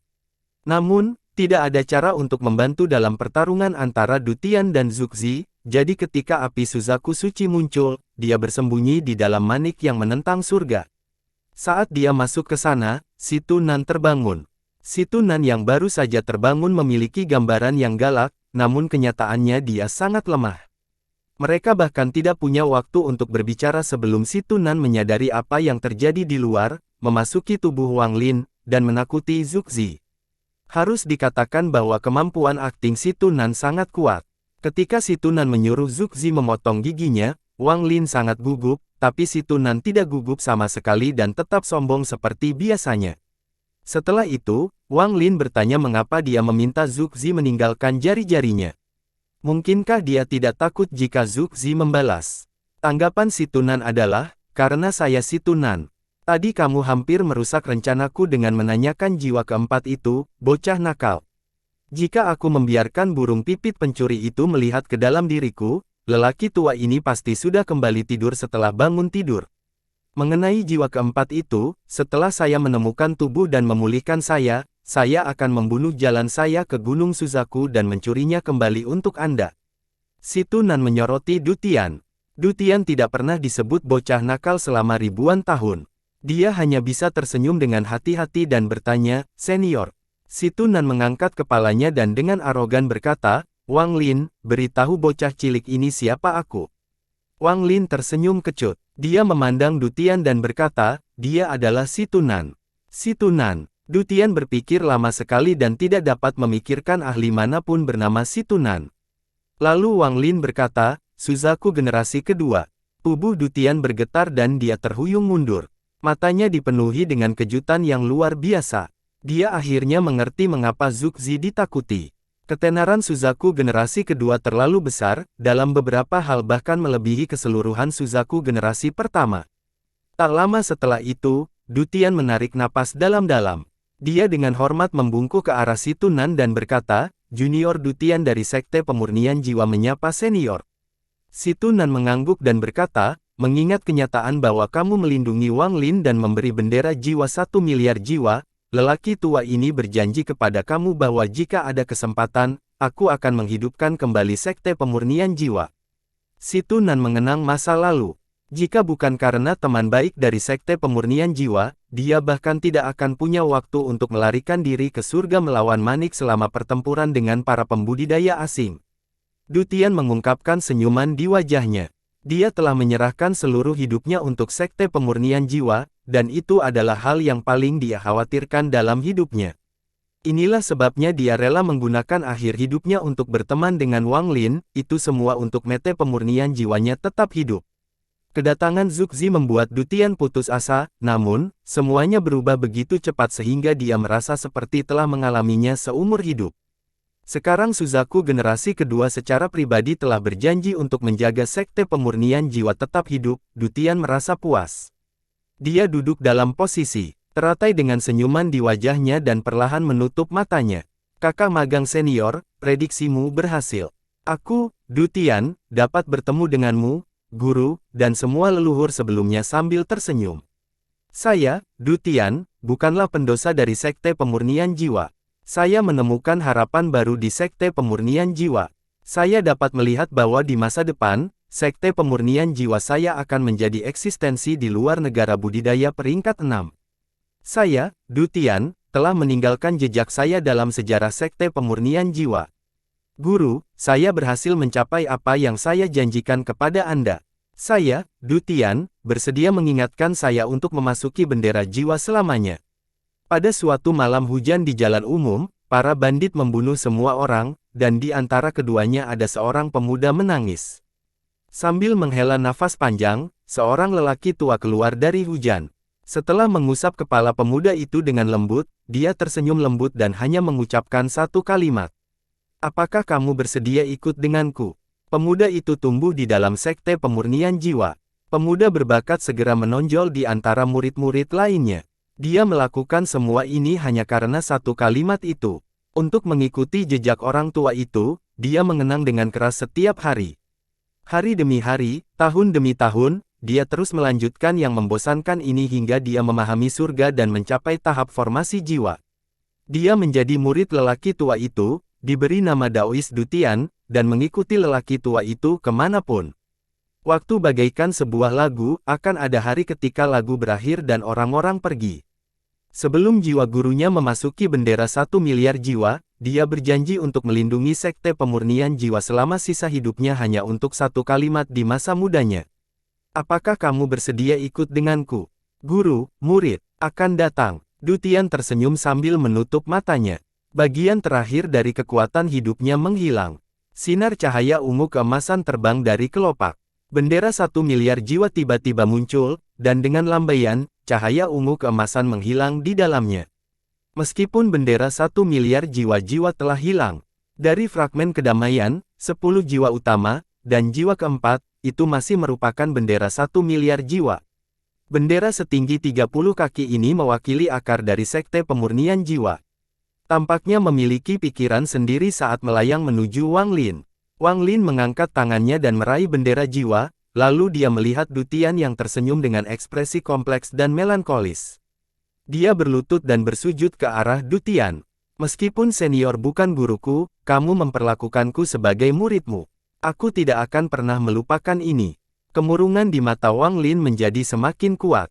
Sebenarnya, waktu yang dia habiskan bersama Dutian tidak terlalu lama, tapi kebaikan Dutian terukir di hatinya. Zuxi, suatu hari aku pasti akan menemukanmu dan membuatmu membayar karena panjangnya sekte pemurnian jiwa.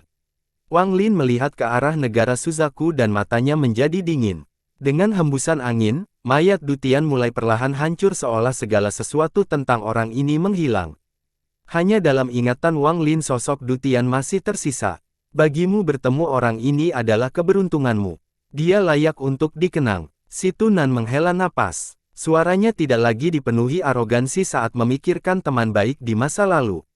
Wang Lin merenung sedikit dan memandang ke arah si Tunan. Apa rencanamu? Mata si Tunan berbinar dan kecemerlangan muncul kembali. Dia berkata, temukan tubuh dengan bakat yang cocok untuk saya, pulihkan terobosan saya, dan cari orang-orang yang menyebabkan saya berakhir dalam situasi ini. Jika mereka sudah lama mati, maka aku akan melampiaskan kemarahanku pada keturunan mereka. Kepribadian si Tunan selalu seperti ini. Saat itu dia terus mengajarkan Wang Lin jalur memikirkan yang hampir seperti setan ini. Alasan Wang Lin membunuh begitu banyak berkaitan dengan pengaruh si Tunan. Wang Lin mengangguk dan berkata, manik yang menentang surga telah menyatu dengan jiwaku dan tidak dapat dihilangkan. Tanpa membiarkan Wang Lin menyelesaikannya, si Tu berkata, omong kosong. Ini semua kesalahan manik sialan itu sehingga aku berakhir dalam keadaan seperti itu. Bahkan jika kamu memberikannya kepadaku, aku tidak akan menginginkannya. Wang Lin memandang si Tunan dan berbisik, si Tu. Apa itu? Si Tunan memutar matanya. Terima kasih. Si Tunan berpikir. Sebenarnya, dia sudah menduga bahwa manik yang menentang surga adalah harta yang sangat langka, kemungkinan besar melebihi harta surgawi. Namun meskipun dia adalah orang yang kejam dan sombong, dia sangat menghargai kebaikan yang ditunjukkan orang lain kepadanya. Suzaku pertama menunjukkan kebaikannya dan mengapa dia menyerah meninggalkan planet ini untuk tetap tinggal dan melindungi negara Suzaku. Hubungan antara dia dan Wang Lin sangat sulit, namun justru membuat hubungan mereka semakin dekat. Dia pada dasarnya menyaksikan Wang Lin tumbuh sebagai seorang yang berpikiran, jadi dia, Wang Lin seperti muridnya sendiri. Itulah sebabnya dia tidak bisa meminta manik yang menentang surga. Si Tunan menoleh sambil menoleh dan berkata, jika kamu ingin berterima kasih padaku, carikan aku mayatnya. Tunggu sebentar dan izinkan saya memeriksa apakah ada tubuh yang cocok untuk saya di planet ini saat ini. Meskipun lelaki tua ini tidak bisa melawan musuh, aku masih memiliki mantraku, jadi menemukan mayatnya seharusnya mudah. Dengan itu, mata si Tunan berbinar dan perasaan keilahiannya menyebar. Mata Wang Lin berbinar dan dia berkata, Zuxi memiliki seorang murid bernama Qian Feng. Tubuhnya seharusnya cukup bagus. Murid Zuxi, lupakan saja, saya berhutang budi pada Suzaku generasi pertama. Jika kamu ingin membunuh, aku tidak peduli, tapi menginginkannya, itu terlalu berlebihan. Bagaimana benda seperti ini bisa ada di planet Suzaku? Meskipun tubuh ini masih anak-anak, ini adalah kepemilikan bahan berkualitas tinggi. Tidak buruk, saya tidak akan memberikan spray pun jika dia masih kecil, anak ini diciptakan untuk dimiliki. Si Tunan memandang ke arah paling utara dengan mata penuh kegembiraan. Oh, Wang Lin memandang ke arah si Tunan. Mata si Tunan memuaskan kegembiraan. Sambil tersenyum dia berkata, bagus, orang tua ini telah mengambil tubuhnya. Wang Lin, ikuti aku ke kutub utara. Disitulah tubuh yang saya inginkan berada. Dengan itu, dia mulai terbang. Wang Lin memegang tas pegangannya. Nyamuk itu mengaum dan muncul di hadapan Wang Lin. Dia melompat ke punggung nyamuk, duduk, dan mengikuti si Tunan. Si Tunan berbalik untuk melihat nyamuk itu. Matanya berbinar ketika dia berkata, binatang macam apa itu? Di mana kamu berada? Orang tua ini akan pergi menangkap seekor untuk dimainkan. Nyamuk itu selalu kejam, namun setelah merasakan aura dari si Tunan, ia mengeluarkan beberapa senandung dan mundur darinya. Si Tunan menatap binatang nyamuk itu beberapa saat. Dalam sekejap, dia muncul di samping Wang Lin di punggung nyamuk dan berkata, untuk apa kamu lari? Aku tidak akan memakanmu. Tubuh nyamuk itu gemetar saat menatap Wang Lin dengan memohon. Wang Lin tersenyum tipis sambil mengusap kepala besar nyamuk itu. Dia mengeluarkan sepotong batu giok dan setelah mencetak beberapa informasi di atasnya, dia menyerahkannya ke si Tunan. Jika kamu pergi ke sana, kamu bisa menangkap binatang nyamuk sebanyak yang kamu mau. Si Tunan mengambil batu giok itu. Setelah dia mengiklankannya, ekspresi langsung berubah. Dia dengan canggung berkata, sudahlah. Aku tidak menginginkannya lagi. Giok yang diberikan Wang Lin kepadanya berisi informasi tentang planet tempat dewa kuno menemukan sejumlah besar binatang nyamuk. Apalagi dengan harga diri si Tunan, jantungnya bergetar saat melihat informasi di batu giok. Dia kemudian memangsa binat ekspresi aneh. Si Tunan tersenyum dan nakal berkata, Wang Lin, bagaimana kalau kita membuat kesepakatan? Begitu saya punya tubuh, pinjamkan saya nyamuk itu untuk belajar sebentar. Saya hanya akan mempelajarinya dan tidak membahayakan nyawanya. Tidak mungkin. Wang Lin menolak tanpa ragu-ragu. Si Tunan panik dan berkata, saya benar-benar tidak akan membunuh. Itu mungkin menjadi lebih kuat. Tidak mungkin. Wang Lin menggelengkan kepalanya. Mata si Tunan membelalak saat dia menatap Wang Lin dan berteriak, bocah kecil, tidak ada yang berani menolak orang tua ini. Saat lelaki tua ini menginginkan selir generasi pertama dan kemudian saya mencurinya darinya. Selama aku menginginkannya, tidak ada yang bisa menolakku. Apakah kamu akan memberikannya padaku? Jika tidak, aku akan membunuhmu dengan satu pencerahan, dasar anak tidak berbakti. Wang Lin menatap si Tunan. Dia tidak mengucapkan kata pun tetapi diam-diam mengawasinya. Tak lama kemudian, si Tunan dengan hati-hati tersenyum dan berkata, bagaimana saya bisa berakhir dengan orang seperti Anda? Ketika Anda masih kecil, sayalah yang menyesuaikan tubuh Anda sehingga Anda bisa menjaganya. Dan saya juga yang memberi ide untuk mencuri yayasan seseorang. Dan aku juga menyelamatkanmu berkali-kali. Apakah kamu lupa saat bocah cilik keluarga Teng mengejarmu? Juga, di luar lembah Jueming aku menggagalkan nyawaku untuk menyelamatkanmu dan beginikah caramu memperlakukanku? Saya seorang lelaki tua yang tersedot, saya tidak punya banyak keinginan, saya hanya ingin meminjam nyamuk untuk belajar. Wang Lin merasakan kepalanya mulai sakit. Jika si Tunan terus mengucap keras, dia akan bisa mengabaikannya, tapi sekarang setiap kata yang diucapkan si Tunan mendarat di hatinya. Setelah beberapa saat, Wang Lin tersenyum tak berdaya dan berkata, baiklah, saya akan meminjamkannya kepada Anda, saya akan memberikannya kepada Anda. Ekspresi si Tunan tiba-tiba berubah menjadi arogan dan dia tertawa. Bagus, ini lebih seperti orang yang dipilih orang tua ini. Dengan itu, dia melihat ke arah nyamuk dan pemandangan menyeramkan. Tubuh nyamuk bergetar dan menjerit. Senyuman itu hampir membuatnya jatuh dari langit. Saat mereka terbang, Wang Lin merenung sedikit dan bertanya, Situ, apakah kamu tahu Ji Realem? Ekspresi si Tunan menjadi serius saat dia berkata, Ji Dao adalah Ji dari 3 alam. Mengapa kamu menanyakan hal ini? Wang Lin memandang si Tunan. Di dunia ini, selain Li Muan, satu-satunya orang yang bisa dia percayai sepenuhnya adalah si Tunan. Wang Lin menamparkan tasnya dan segumpal cahaya putih muncul. Cahaya putih ini mengeluarkan tekanan seperti pembayaran ilahi. Meskipun tekanan ini tidak berbahaya bagi Wang Lin, tekanan ini dapat membunuh setiap penggarap jiwa baru lahir yang menyentuhnya. Si Tunan terkejut. Dia mengambil cahaya putih, melihat lebih dekat, dan ekspresinya segera berubah drastis. Perasaan ilahinya segera menyebar untuk memeriksa sekeliling mereka sebelum dia melemparkan cahaya putih ke tas Wang Lin. Dia mengirimkan cahaya putih melalui akal ilahi Wang Lin dan langsung ke dalam tas. Si Tunan berseru, mengapa kamu memiliki Ji Realem? Wang Lin perlahan berkata, kembali ke lembah Jueming, sebagian Ji Realem ini muncul di tubuhku. Saat itu kamu masih tidur, jadi kamu tidak melihatnya. Kemudian tubuhku hancur dan kamu menyelamatkan jiwaku sebelum kembali tidur lagi. Di medan pertempuran asing, Ji Realemku mencapai penyelesaiannya. Ji Realem adalah substansi yang sangat kejam.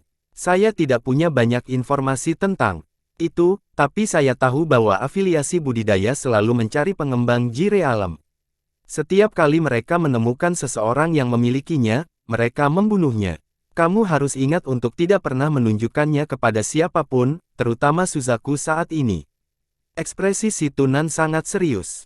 Wang Lin mengangguk. Dia merenung sedikit dan kemudian berkata, saya curiga Ji Realem ini memiliki izin dengan metode budidaya peningkatan dunia bawah Anda. Si Tunan terkejut. Dia mengusap dagunya dan berkata, Anda mungkin benar, tetapi ada beberapa variabel yang tidak diketahui berperan di sini karena saya juga akan memiliki Ji Realem. Sejauh yang saya tahu, kemungkinan munculnya Ji Realem terlalu rendah. Selain itu, terlalu sulit untuk mengolahnya, fakta bahwa Anda dapat mengeluarkannya dari tubuh Anda tanpa mempengaruhi sangatlah jarang. Si Tunan memandang Wang Lin dengan apresiasi di matanya. Situ, saya mendengar dari seseorang bahwa cultivation planet kristal dapat membantu Ji Realem menerobos keterbatasannya, memangnya begitu? Apa sebenarnya kristal planet budidaya itu? Mata Wang Lin berbinar saat dia akhirnya menanyakan pertanyaan yang telah dia tahan selama ratusan tahun. Kamu bahkan tahu tentang kristal planet budidaya. Si Tunan mengungkapkan ekspresi kompleks sebelum menghela napas dan berkata, kristal planet budidaya, benda itu bukanlah hal yang baik, tetapi jika kamu ingin meninggalkan planet ini, kamu benar-benar memang harus mendapatkannya, kalau tidak maka akan menimbulkan masalah di kemudian hari.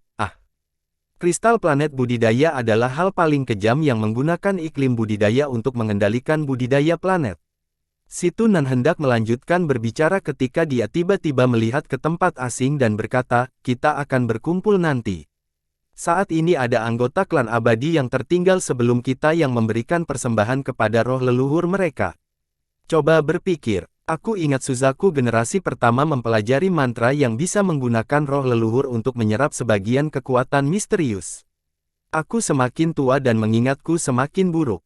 Saya pikir ini benar. Wang Lin, beri aku batu giok surgawi. Saat Wang Lin melihat keluar angkasa, dia memegang tas pegangan lainnya, mengeluarkan batu giok surga, dan menyerahkannya ke Si Tunan. Si Tunan mengambil batu giok surgawi dan dalam satu tarikan napas menyedotnya hingga kering hingga hancur. Matanya dipenuhi dengan energi surgawi spiritual saat dia berkata, saya ingat Suzaku generasi pertama mengatakan bahwa mantra ini memiliki kelemahan yang fatal. Meski kelemahannya agak menggangguku saat ini, aku harus bisa menghindarinya. Wang Lin, tunggu aku di sini. Aku akan segera kembali. Dengan itu, dia menghilang.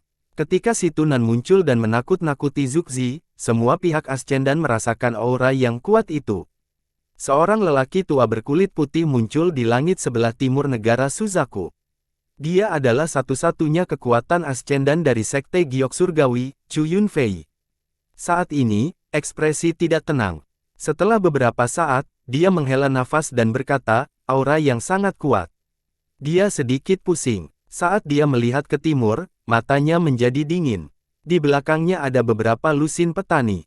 Kebanyakan dari mereka berada pada tahap formasi jiwa dan hanya 3 di antaranya yang berada pada tahap transformasi jiwa.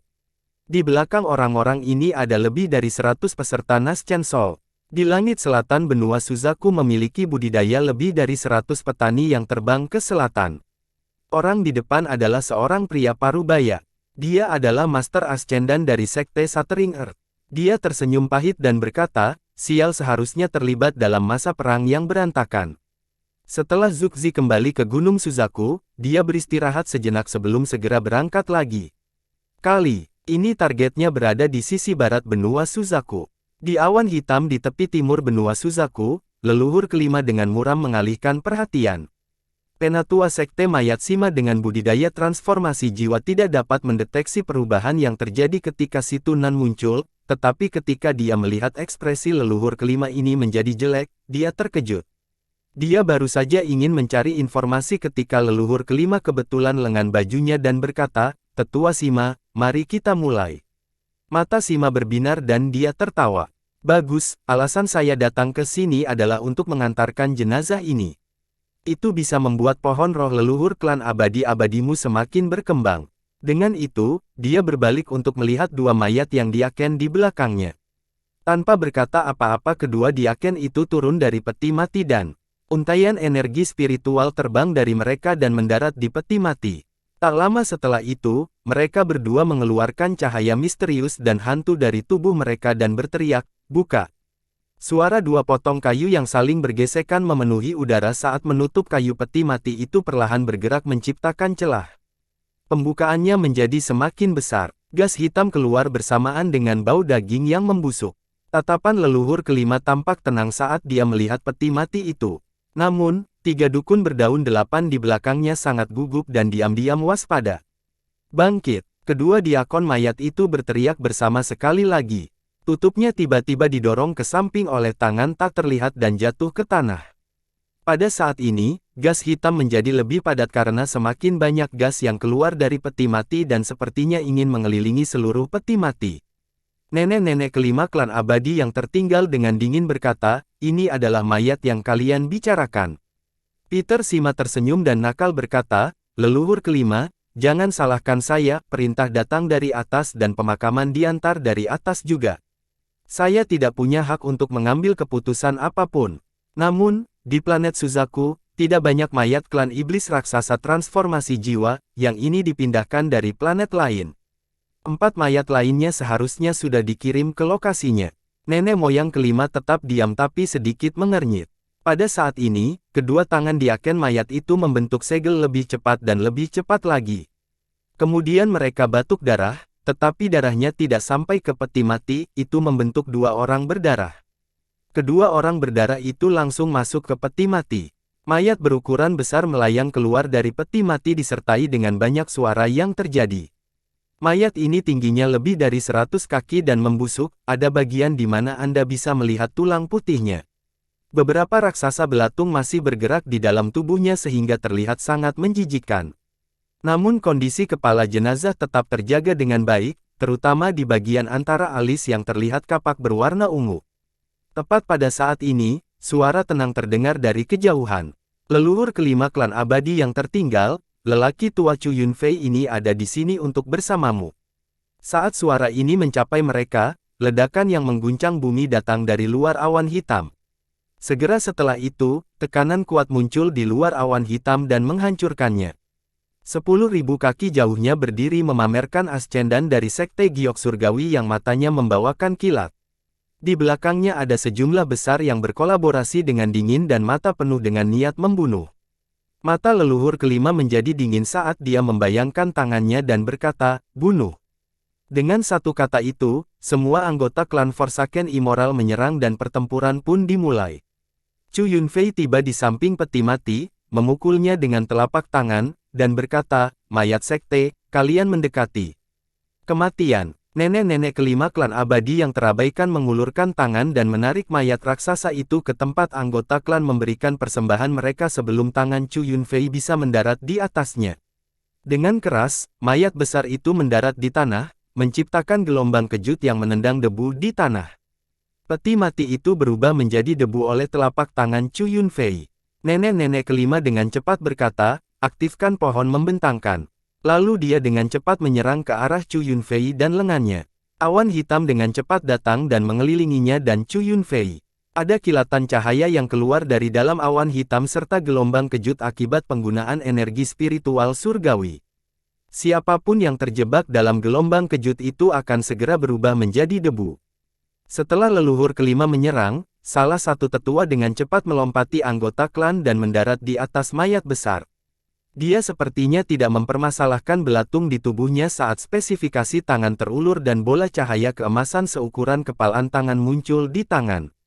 Pada saat ini, salah satu mata menyaksikan transformasi jiwa tahap tengah bersinar dan dia mengelilingi orang yang dia lawan sebelum mencapai ke arah orang dengan cahaya keemasan.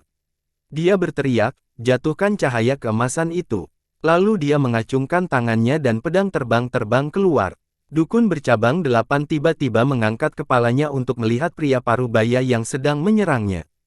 Tanpa ragu-ragu, dia menempelkan cahaya keemasan ke dada mayat raksasa itu. Cahaya keemasan bersinar saat pedang terbang menembus dada dukun bermata 8. Wajah dukun berdaun 8 itu mencetak pasi, tapi dia terus menekan cahaya keemasan ke dalam dada mayat. Lalu dia tertawa dan menyeka luka di dadanya. Dia menjilat darah dari jari-jarinya dan dengan cepat menyerang pria paruh baya itu. Cahaya keemasan pada mayat klan iblis raksasa menjadi semakin terang.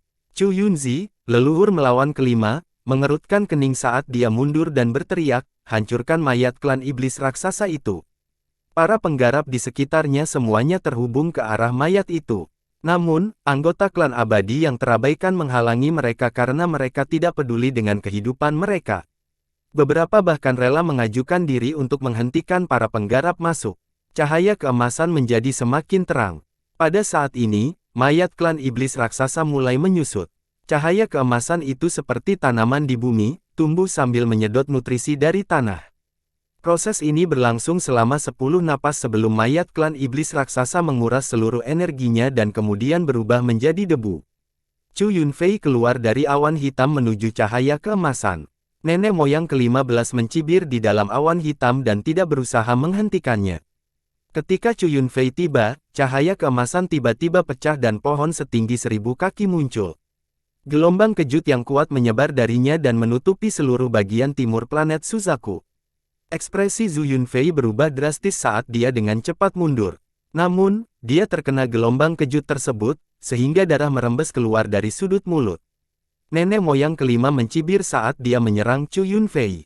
Mata Chu Yunfei berbinar saat dia memutuskan untuk tidak bertarung lagi. Dia keluar dari tempat ini sambil berteriak, mundur. Para penggarap yang bertarung dengan klan abadi yang terlupakan semuanya menghela nafas dan dengan cepat mundur. Anggota klan abadi yang tertinggal hendak mengejar ketika leluhur kelima berkata, jangan mengejar, lindungi pohon roh leluhur reinkarnasi. Penatua Sima, yang tidak bertindak sama sekali, memandang bayangan pohon dengan cahaya misterius di matanya.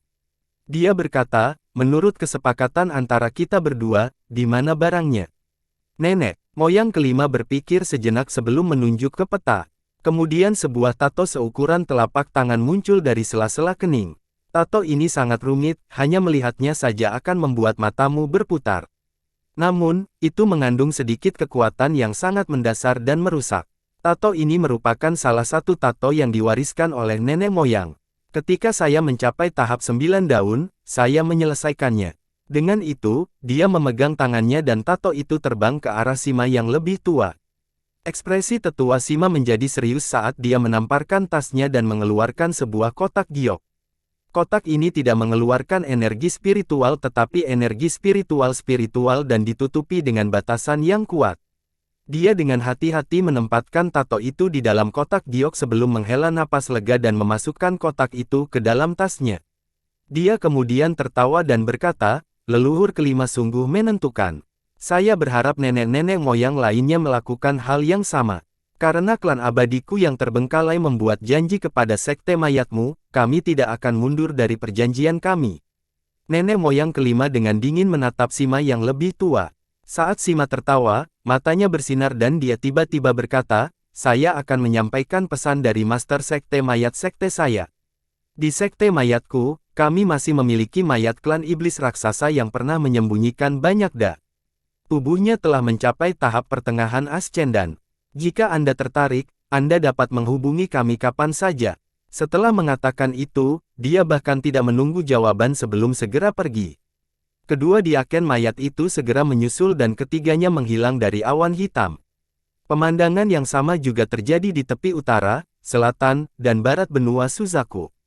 Sayangnya, selain Zuxi yang berhasil menghancurkan pohon perbaikan di barat, di selatan dan timur gagal. Namun, pemandangan aneh terjadi di pohon utara. Sosok si Tunan bergerak seperti hantu dan diam-diam memasuki kabut hitam. Tidak ada yang memperhatikan kedatangannya, bahkan leluhur keempat yang bertanggung jawab atas tempat ini. Saat pohon roh leluhur reinkarnasi mulai tumbuh, si Tunan masuk ke dalamnya dan menjadi seperti parasit. Dia menyerap semua nutrisi yang diperuntukkan bagi pohon itu, menyebabkan tunas pohon roh leluhur reinkarnasi yang sangat langka tumbang.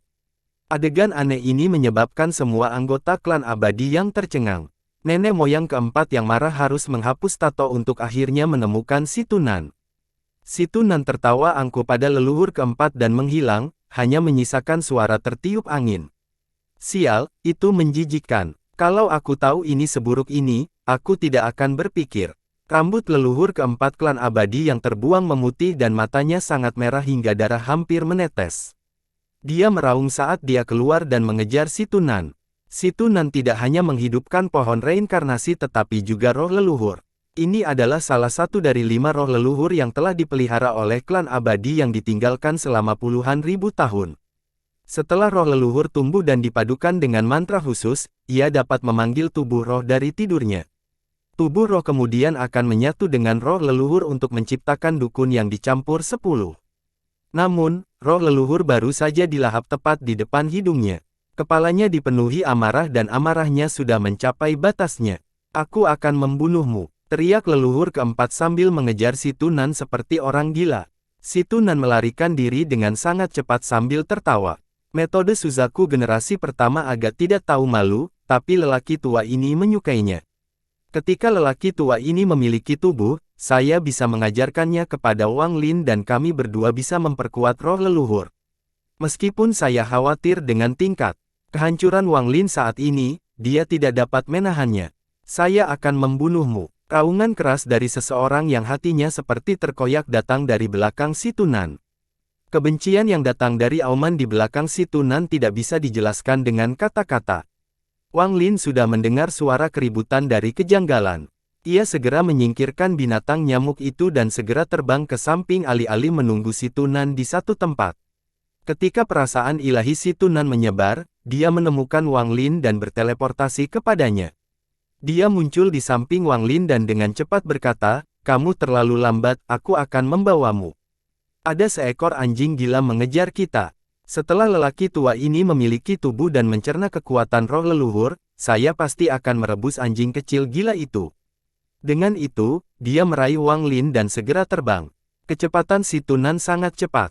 Dalam sekejap mata, dia dan Wang Lin telah meninggalkan benua Suzaku dan menuju kutub utara.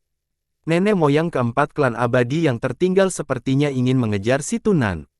Saat Situ Nan terbang, dia tidak menunjukkan rasa takut yang sama, dia sering menunda agar leluhur keempat bisa menyusul. Orang tua ini telah berbaur dengan roh leluhur mereka dan kemudian, setelah aku menyatu dengan tubuh itu, aku akan berkenalan dengan anjing kecil gila ini juga. Ini akan mengurangi banyak waktu pemulihan. Saya akan mendapatkan keuntungan secara pribadi dan melenyapkan dukun yang memiliki kekuatan serupa dengan seorang anggota Ascendan, jadi dapat dikatakan bahwa saya tidak mencintai kebaikan Suzaku generasi pertama. Situ Nan tertawa. Little Northern Flameland terletak di ujung paling utara planet ini. Di dalam tempat Sueyu dulu berada. Es di sini tidak pernah mencair sejak para petani datang ke planet ini. Angin dingin menderu-deru sepanjang hari dan daratan dipenuhi es. Dari kejauhan terlihat awan kabut berwarna biru tua yang melayang di sekitar area tersebut. Kemanapun kabut ini pergi, segala sesuatu yang hidup akan mati. Kabut dingin ini disebut kabut 9 Li. Kekuatan alam misterius ini hanya muncul di tempat yang sangat dingin. Selain menghancurkan segalanya, kabut 9 Li memiliki efek lain yaitu menyedot apa yang tidak dapat menyerapnya dan menyalurkannya secara perlahan. Little Northern Flameland sangat luas. Ketika Sueyue ada di sini, mereka hanya bisa menjelajah tanah tersebut sebelum mereka tidak bisa masuk lebih jauh, jadi mereka akhirnya membangun negara mereka di perbatasan wilayah ini. Namun, beberapa kekhawatiran kuat mengetahui bahwa di tengah Little Northern Flameland terdapat ladang es merah. Es di sana tidak dingin melainkan api. Ini adalah kejadian yang sangat sering terjadi, api yang ada di dalam es membentuk kekuatan yang dapat membuat orang takjub. Oleh karena itu, para penggarap di planet Suzaku menamakan tempat di Tanah Api Utara kecil. Ada beberapa batasan kuno di negeri ini yang telah ada sejak lama, kabut 9 Li adalah salah satunya. Ada juga pembatasan api darah. Itu tidak berpengaruh pada benda tanpa darah, tapi jika sesuatu yang berlumuran darah terkena cahaya, darahnya akan mulai mendidih dan kemudian dia akan mati dalam waktu 10 detik. Selain itu, ada juga es yang bisa menyerap indera ketuhanan. Es ini membuat ketuhanan indera terus melemah saat keduanya bersentuhan. Pada saat ini, di kedalaman Little Northern Flameland terdapat tubuh seorang anak laki-laki yang ditutupi oleh kabut 9 Li. Anak laki-laki itu sangat tampan, tetapi dia memiliki ekspresi kesusahan. Dia sesekali membuka mulutnya untuk mengeluarkan gas hitam yang akan mendorong kabut 9 li menjauh. Namun, saat kabut 9 li disingkirkan, kabut itu akan kembali dan menerangi anak itu. Anak laki-laki, ini adalah anak iblis yang ditinggalkan oleh ketua sekte mayat Suntai untuk melawan leluhur klan iblis raksasa. Anak iblis ini sangat aneh. Pada saat itu, tubuh leluhur klan iblis raksasa dihancurkan olehnya. Kemudian nenek moyang klan iblis raksasa terpaksa melarikan diri dengan jiwa asalnya dan pada akhirnya menggunakan tempat ini untuk mempengaruhi anak iblis tersebut. Jika bukan karena Suntai diusir oleh kekuatan garis keturunan leluhur klan iblis raksasa, maka dengan kendali Suntai, anak iblis itu tidak akan terjebak. Asal-usul anak iblis ini luar biasa. Untuk membicarakan asal mula muasal anak iblis ini, pertama-tama kita harus berdiskusi tentang sekte mayat. Sekte mayat adalah sekte yang sangat besar, ini bukanlah sesuatu yang bisa dibandingkan dengan sekte manapun di planet Suzaku. Faktanya, ada cabang dari Core Sect di banyak planet. Core Sect adalah organisasi yang sangat besar yang didirikan di banyak planet budidaya yang berbeda. Mereka terlibat dalam perdagangan mayat dan mengumpulkan barang-barang yang asal-usulnya secara misterius. Sedikit sekali orang yang tahu di mana markas Core Sect berada karena ini rahasia. Struktur mayat sekte seperti menara, ada banyak tingkatan yang berbeda. Dalam komunitas budidaya, sekte mayat adalah salah satu dari sedikit sekte yang diakui sebagai sekte resmi. Dibandingkan dengan berbagai sekte di banyak planet budidaya, sekte mayat adalah salah satu dari sedikit sekte nyata di era saat ini. Banyak anggota generasi tua tahu bahwa Anda tidak bisa melihat wilayah pegunungan mayat. Dikatakan bahwa orang di balik sekte mayat memiliki hubungan dengan runtuhnya alam surgawi. Namun, ini hanya rumor, tidak ada yang tahu apakah itu benar atau salah. Tapi tidak peduli apa, tidak perlu memikirkan seberapa kuat Core Sect itu. Di setiap cabang mayat sekte, ada master sekte dan kepala tetua. Master sekte bertanggung jawab untuk mengelola urusan sekte sementara ketua bertanggung jawab untuk. Di dalam sekte mayat terdapat batu giok yang berisi lebih banyak informasi dari 3000 jenis tubuh yang berbeda. Setelah salah satu dari mayat itu ditemukan, mereka dapat ditukar dengan harta surgawi. Anak iblis itu adalah sesuatu yang diperoleh Suntai di planet terpencil. Tubuh anak iblis ini berada di peringkat 171 di Core Sect. Ia memiliki akar roh tersembunyi yang belum ditentukan, itu adalah tubuh yang diciptakan secara alami untuk dimiliki. Ketika seseorang memilikinya, ia akan mengembangkan akar roh yang cocok dengan orang tersebut. Suntai sangat senang setelah menemukan tubuh ini. Dia menyempurnakannya selama lebih dari 1000 tahun hingga akhirnya menciptakan anak iblis ini. Ia bahkan memiliki kemampuan untuk menggunakan mantra, dan tubuhnya sendiri sudah berada pada tahap pertengahan transformasi jiwa. Satu-satunya hal yang aneh tentangnya adalah ia harus disimpan dalam formasi khusus untuk dipelihara dan tidak bisa meninggalkan formasi terlalu lama. Itulah sebabnya ketika Suntai pergi ke alam surgawi, dia tidak membawa anak iblis yang bersamanya. Setelah dia kembali, dia mengambil dan berencana pergi ke planet terdekat dengan cabang mayat sekte yang besar. Dia berencana menukar tubuhnya dengan pil pemisah jiwa peringkat 8 untuk melepaskan segel Zhou Yi. Pada saat itulah Wang Lin bertanya, itulah sebabnya dia memiliki anak iblis untuk digunakan melawan leluhur klan iblis raksasa. Pada hari ini, di Little Northern Flameland, dua sinar cahaya yang bergerak lebih cepat dari kecepatan suara terbang melintasi langit, dua orang di depan dan satu orang di belakang. Salah satu yang di depan mengenakan jubah putih dan di bawah rambut putihnya yang tergerai ada wajah seorang pemuda. Di samping pemuda ini ada seorang pria parubaya. Tubuhnya besar dan dia mengeluarkan aura yang sangat arogan. Jika dilihat lebih dekat, mereka akan melihat bahwa tubuhnya tidak padat tetapi agak transparan. Orang terakhir adalah seorang lelaki tua berambut putih dengan gigi terkatup rapat saat mengejar mereka. Wang Lin termasuk di antara mereka bertiga. Si Tunan melihat kembali leluhur keempat klan abadi yang terbengkalai dan berteriak, "Kamu terlalu lambat, bocah nakal, orang tua ini harus menunggumu berkali-kali. Jika kamu tidak terbang lebih cepat, orang tua ini tidak akan menunggumu." Nenek moyang keempat sangat marah. Dia ingin menyerah berkali-kali, tetapi setiap kali dia mau menyerah, pria parubaya itu berhenti untuk mengejeknya. Nenek moyang keempat menganggap ini sangat aneh, tetapi dia tidak mau menyerah. Dia memiliki teknik rahasia yang bisa dia gunakan untuk mengambil kembali roh leluhur, tetapi syaratnya adalah roh leluhur yang belum murnikan. Inilah sebabnya dia terus mengejar. Yang ketiganya sangat cepat. Mereka terbang ke pusat Little Northern Flameland dan memasuki area api. Wang Lin bisa segera melihat anak iblis di dalam api merah.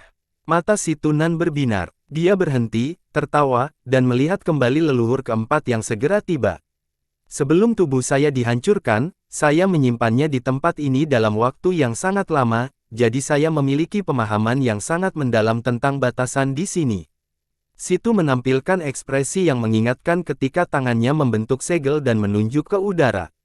Tanah segera bergetar ketika cahaya keemasan mulai berkumpul dan kemudian terbang keluar. Si Tunan tertawa sambil meraih Wang Lin, lalu dia menjauh 1000 kaki dan mengungkapkan leluhur keempat. Saat leluhur keempat tiba, seluruh langit ditutupi oleh cahaya putih. Cahaya putih ini sangat terang dan membawa kekuatan misterius yang mendarat di tubuh leluhur keempat. Lampu merah segera muncul di bawah kulit leluhur keempat. Nenek moyang keempat mencibir. Cahaya api darah. Klan abadi yang ditinggalkannya adalah penduduk asli planet ini, jadi mereka memiliki pemahaman yang sangat baik tentang tempat ini. Dia bisa segera mengenali apa itu cahaya putih. Dia menggantikan tangan dan sebuah tato raksasa muncul di hadapannya. Tato itu berkilat dan kemudian semua cahaya putih disingkirkan dari tubuh leluhur keempat. Si Tunan kaget dan matanya menjadi dingin. Dia kemudian bergerak secepat kilat menuju leluhur keempat. Nenek moyang keempat tiba-tiba mengangkat ke arah si Tunan dan penyesuaian tangan. Tato di depannya berubah menjadi benang yang berusaha memanggil si Tunan. Si Tunan tertawa. Dia tidak mengelak tetapi melewati benang ini dan langsung memasuki tubuh leluhur keempat. Nenek moyang keempat berteriak, "Keluar dari sana!" Dia menamparkan keningnya dan tanaman berdaun 9 muncul di atasnya. Saat tanaman ini muncul, si Tunan keluar dari leluhur keempat, melepaskan seluruh auranya, dan berteriak, "Kabut 9 li!" Kabut yang mengelilingi anak iblis itu dengan cepat terbang ke si Tunan, menarik mereka berdua, dan menyeret mereka menuju api es tempat anak iblis itu terperangkap. Hal ini terjadi dengan sangat cepat. Hampir dalam sekejap, si Tunan dan leluhur keempat dikelilingi kabut. Pilar api terbentuk di sekeliling masing-masing pilar. Saat ini ada 3 pilar api di dalam kabut 9 li. Si Tunan mengungkapkan ekspresi kegembiraan di dalam api es dan kemudian keluar secara misterius darinya. Dia terbang ke api adalah tempat anak iblis itu berada dan memasuki tubuh Wang Lin. Kabut 9 li ini adalah formasi alami, dan memberikan perlindungan sempurna di iklim dingin. Tidak butuh waktu lama bagi saya untuk memulihkan saya. Aku akan datang menemuimu setelah aku selesai. Anda harus berhati-hati terhadap Zuxi selama ini, jangan mati sebelum aku keluar. Suara si Tunan keluar dari kabut 9 li. Wang Lin berpikir sedikit. Dia memandang anak di dalam kabut dan bertanya, "Kamu tidak membutuhkan aku untuk menjagamu?" "Tidak diperlukan, kabut 9 li ini adalah perlindungan terbaik." Suara si Tunan mengandung sedikit kegembiraan. Setelah puluhan ribu tahun, dia akhirnya memiliki tubuh kembali. Meskipun dia telah melalui banyak hal dalam hidupnya, dia tidak bisa menahan kegembiraannya. Pembudidaya asing, tunggu saja. Setelah orang tua ini memulihkan budidayanya, saya pasti akan menemukan kalian untuk membalas dendam. Wang Lin mengangkat kepalanya untuk melihat ke kejauhan dan dengan tenang berkata, "Kamu masih belum memberitahuku apa itu Cultivation Planet Kristal. Kristal planet budidaya. Sebelum saya menjadi penguasa planet budidaya, saya juga berpikir bahwa itu adalah harta karun yang sangat kuat. Namun, setelah saya menjadi Suzaku generasi kedua, saya menemukan bahwa item ini terlalu kejam." Wang Lin mengerutkan kening sambil menunggu si Tunan melanjutkan. "Kristal planet budidaya, itu kentut anjing. Ini adalah sesuatu yang diciptakan oleh aliansi budidaya dan mereka memberikan satu untuk setiap negara budidaya yang mencapai peringkat 6. Menanamnya di dalam planet budidaya dan mengaktifkannya akan menyebabkan seluruh planet dikelilingi oleh kekuatan misterius. Sejak terungkap, makhluk hidup apapun yang lahir di planet itu akan kehilangan sebagian jiwanya. Sepotong jiwa ini diserap oleh cultivation planet kristal dan kekuasaan absolut atas kristal tersebut diberikan kepada negara oleh Cultivation Alliance. Hehe, negara budidaya peringkat 6 bagaikan raja karena keberadaan kristal planet budidaya. Dengan objek ini, setiap generasi Suzaku dapat membunuh makhluk hidup apapun di planet ini kecuali orang atau makhluk tersebut satu langkah melewati tahap ascendan dan secara paksa mengambil bagian jiwa mereka. Kalau tidak ada jalan lain.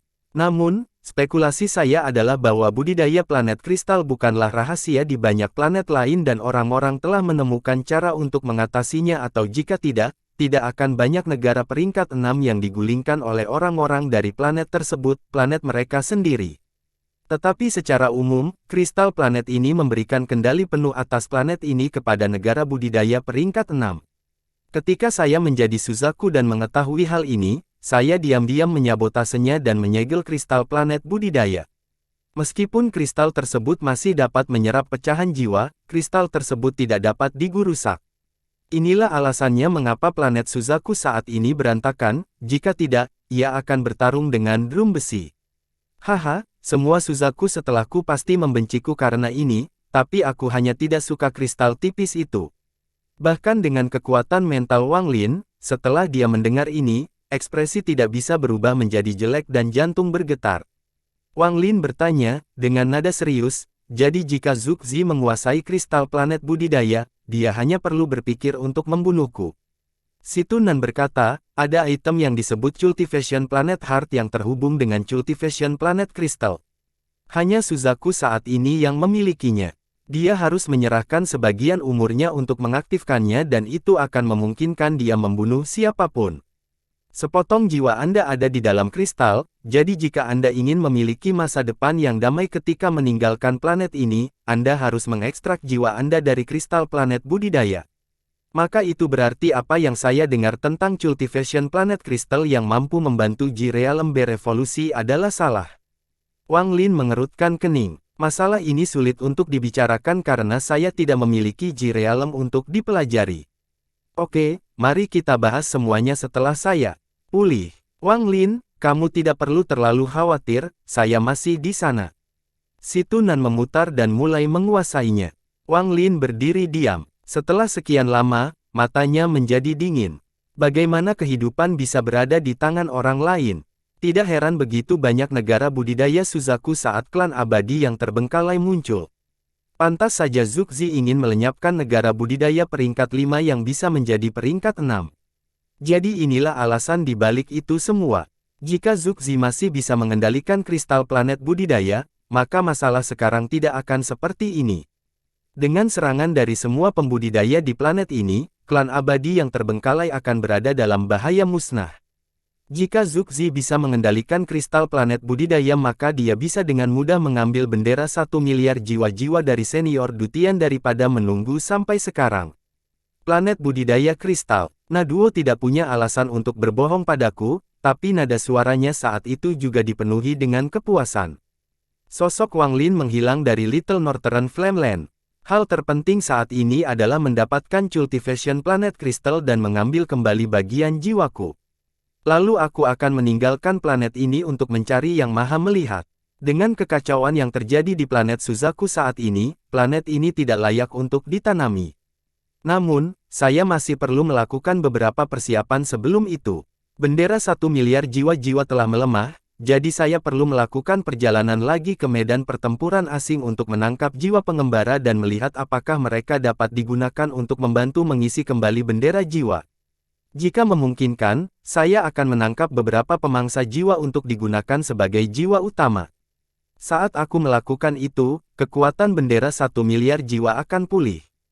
Juga, ada pendapat kecil darah dari nenek moyang klan iblis raksasa. Botol itu sangat penting bagi tubuh asliku yang masih berada di bulan, itu bisa membuat tubuh asliku menggunakan teknik dewa kuno. Orang yang meminta bantuan di bawah sekte mayat di Zhao pastilah nenek moyang pendiri klan iblis raksasa. Saya perlu pergi ke sana untuk melihat apakah saya bisa mendapatkan lebih banyak darah. Sayangnya, jumlah energi spiritual yang dibutuhkan tubuh asli untuk mencapai tahap bintang 4 tidak terbayangkan. Saya juga membutuhkan aura dewa kuno dewasa yang akan sangat sulit didapat. Dalam klan dewa kuno, beralih dari 3 bintang ke 4 bintang adalah sebuah ritus pelestarian. Setelah tubuh asli membuat terobosan, maka menurut ingatan saya warisi, itu akan cocok dengan seorang kenalan Ascendan. Tuosen di dalam tanah dewa kuno juga merupakan masalah besar. Jika dia meninggalkan tanah dewa kuno, hal pertama yang akan dia lakukan adalah menemukanku. Dengan pidato saya saat ini, bahkan dengan tubuh asli saya bukan tandingan Tuosen. Bahkan jika si Tunan juga bertindak, hasilnya akan sama. Bagaimanapun, Tuosen mewarisi kekuatan Tusi, dan pada masa puncaknya, Tusi adalah dewa kuno bintang 8 yang dapat menghancurkan sebuah planet dengan telapak tangannya. Wang Lin mengerutkan kening. Tuosen selalu menjadi duri di hatinya. Salah satu alasan dia ingin segera meninggalkan planet Suzaku adalah karena Tuosen. Saya harus kembali ke Chu untuk mengirim Zouru pulang. Mata Wang Lin berbinar saat dia berbalik dan terbang menuju Chu. Sepanjang perjalanan, langit hampir seluruhnya tertutup awan hitam. Awan hitam dipenuhi dengan anggota klan abadi yang terbengkalai. Mereka menggunakan awan hitam untuk terbang cepat menuju benua Suzaku. Semakin banyak Wang Lin melihat, dia menjadi semakin cemberut. Meskipun dia membenci Zuxi, dia tetaplah seorang kultivator. Sepanjang jalan, dia membunuh anggota klan abadi yang tak terhitung jumlahnya. Sayangnya, jumlahnya terlalu banyak, jadi dia harus menyerah dan menyembunyikan dirinya saat dia terbang menuju Chu. Hampir semua negara budidaya peringkat 3 telah hancur atau jatuh di bawah kendali klan abadi yang terbengkalai. Semua anggota klan abadi yang tertinggal berkumpul di benua Suzaku ketika pertempuran kedua dengan negara Suzaku dimulai. Selama perjalanan ke benua Suzaku, klan Forsaken Immortal menyerang semua orang di jalan. Sejumlah besar negara budidaya peringkat 4 telah jatuh setelahnya. Seluruh planet berlumuran darah. Semakin sedikit pembudidaya yang muncul di langit planet Suzaku dan awan hitam tampak selalu ada di langit. Serangan yang telah dipersiapkan oleh klan abadi yang tertinggal selama puluhan ribu tahun akhirnya meledak dengan kekuatan penuh di planet Suzaku. Negara Suzaku segera memulai serangan balik sengit mereka saat pertempuran kedua dimulai. Qian Feng ditunjuk sebagai pemimpin pertempuran ini, jadi semua kultivator harus mendengarkan perintahnya. Sejumlah besar pembudidaya dikirim ke berbagai tempat untuk melawan klan abadi yang terbengkalai. Setiap negara budidaya peringkat 5 menjadi medan pertempuran. Seluruh planet gemetar dan hampir runtuh akibat perang ini. Namun, negara Suzaku tidak cukup kuat untuk melawan, sehingga terus didesak mundur. Hampir setiap hari sejumlah besar petani tewas dalam pertempuran. Pada saat yang sama, berita mengejutkan satu demi satu menyebar dari para petani yang berhasil melarikan diri. Semua sekte dari negara budidaya tinta air peringkat 5 telah berpindah pihak. Negara budidaya peoni peringkat 5 telah berpindah pihak. Negara budidaya Qin peringkat 5 telah berpindah pihak. Pengkhianatan terhadap 3 negara budidaya peringkat 5 seperti 3 pukulan telak bagi negara Suzaku yang sudah mundur. Akhirnya negara Suzaku harus menarik garis pertahanannya kembali ke benua Suzaku. Namun, berita yang lebih mengejutkan pun tersebar. Berita ini menyebabkan hati setiap penggarap di planet Suzaku bergetar. Kakak magang junior Suzaku generasi ini, yang kalah dalam perebutan gelar Suzaku, Yun Kuezi, muncul. Dia tiba-tiba muncul di medan perang yang sama dengan Zuxi dan melakukan serangan diam-diam ke arahnya, menyebabkan Zuxi terluka parah. Identitas Yun Kuezi adalah leluhur kedua klan abadi yang terbengkalai. Wang Lin mendengar ini ketika dia kembali ke Chu. Kejutan di hatinya tak terlukiskan. Dia punya firasat bahwa Yun Kuezi akan datang mencarinya. Namun, satu orang menemukan Wang Lin sebelum Yun Kuezi. Pada hari ini, Wang Lin baru saja membuka susunan transfer kuno. Tujuan dari susunan ini adalah Chu. Saat dia masuk ke dalam barisan, Wang Lin berhenti dan berbalik untuk melihat ke kejauhan di mana dia melihat seorang pria kekar mengenakan topi jerami mendekat. Saudara Wang, sudah bertahun-tahun sejak terakhir kali kita bertemu. Apakah kamu masih mengingatku? Pria kekar itu berhenti 10 kaki di depan Wang Lin dan melepas topi jeraminya. Di sisi timur benua Suzaku, ekspresi leluhur Ascendan Sekte Langit Surgawi sangat jelek. Sebelumnya dia terkena gelombang kejut dan mengalami luka yang terpaksa dia tekan. Kemudian pertempuran dengan klan abadi yang terbengkalai dimulai, jadi dia tidak punya waktu untuk beristirahat sebelum kembali berperang. Dalam pertempuran 3 hari lalu, leluhur kelima muncul sekali lagi. Selama pertempuran mereka, luka-lukanya pecah dan dia terpaksa melarikan diri. Dia kembali ke Sekte Langit Surgawi karena dia memutuskan bahwa sampai lukanya sembuh, dia tidak akan membantu Zuxi.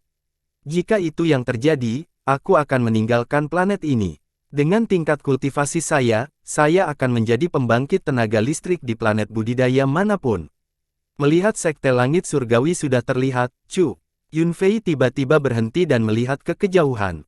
Seseorang berjalan dari cakrawala. Orang ini mengenakan jubah merah, wajahnya tua, dia mengeluarkan aura kuno, dan tekanan kuat bisa dirasakan darinya.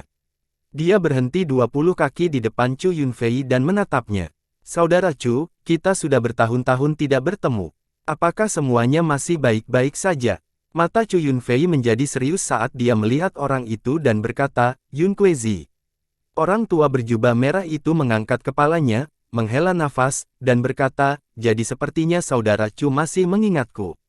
Lupakan, Saudara Chu, saya datang kali ini untuk memberi Anda beberapa nasihat, tinggalkan planet Suzaku. Yun Kuezi saat ini tidak memiliki jejak dirinya yang sebelumnya berantakan. Saya mengganti nama Tian Yunzi menjadi All Seer. Dia adalah orang tua yang setuju untuk menerima Wang Lin sebagai murid selama 100 tahun jika Wang Lin dapat mencapai planetnya. Mata Chu Yunfei menjadi dingin dan dia berkata, apa maksudmu? Yun Kuezi bertekad dan berkata, kamu harus pergi, mencerminkan Anda tidak cocok untuk saya dan Anda terluka parah. Saudara Chu, jangan kembali selama 1000 tahun. Mata Chu Yunfei menjadi lebih dingin saat dia berkata, bagaimana jika saya tidak setuju?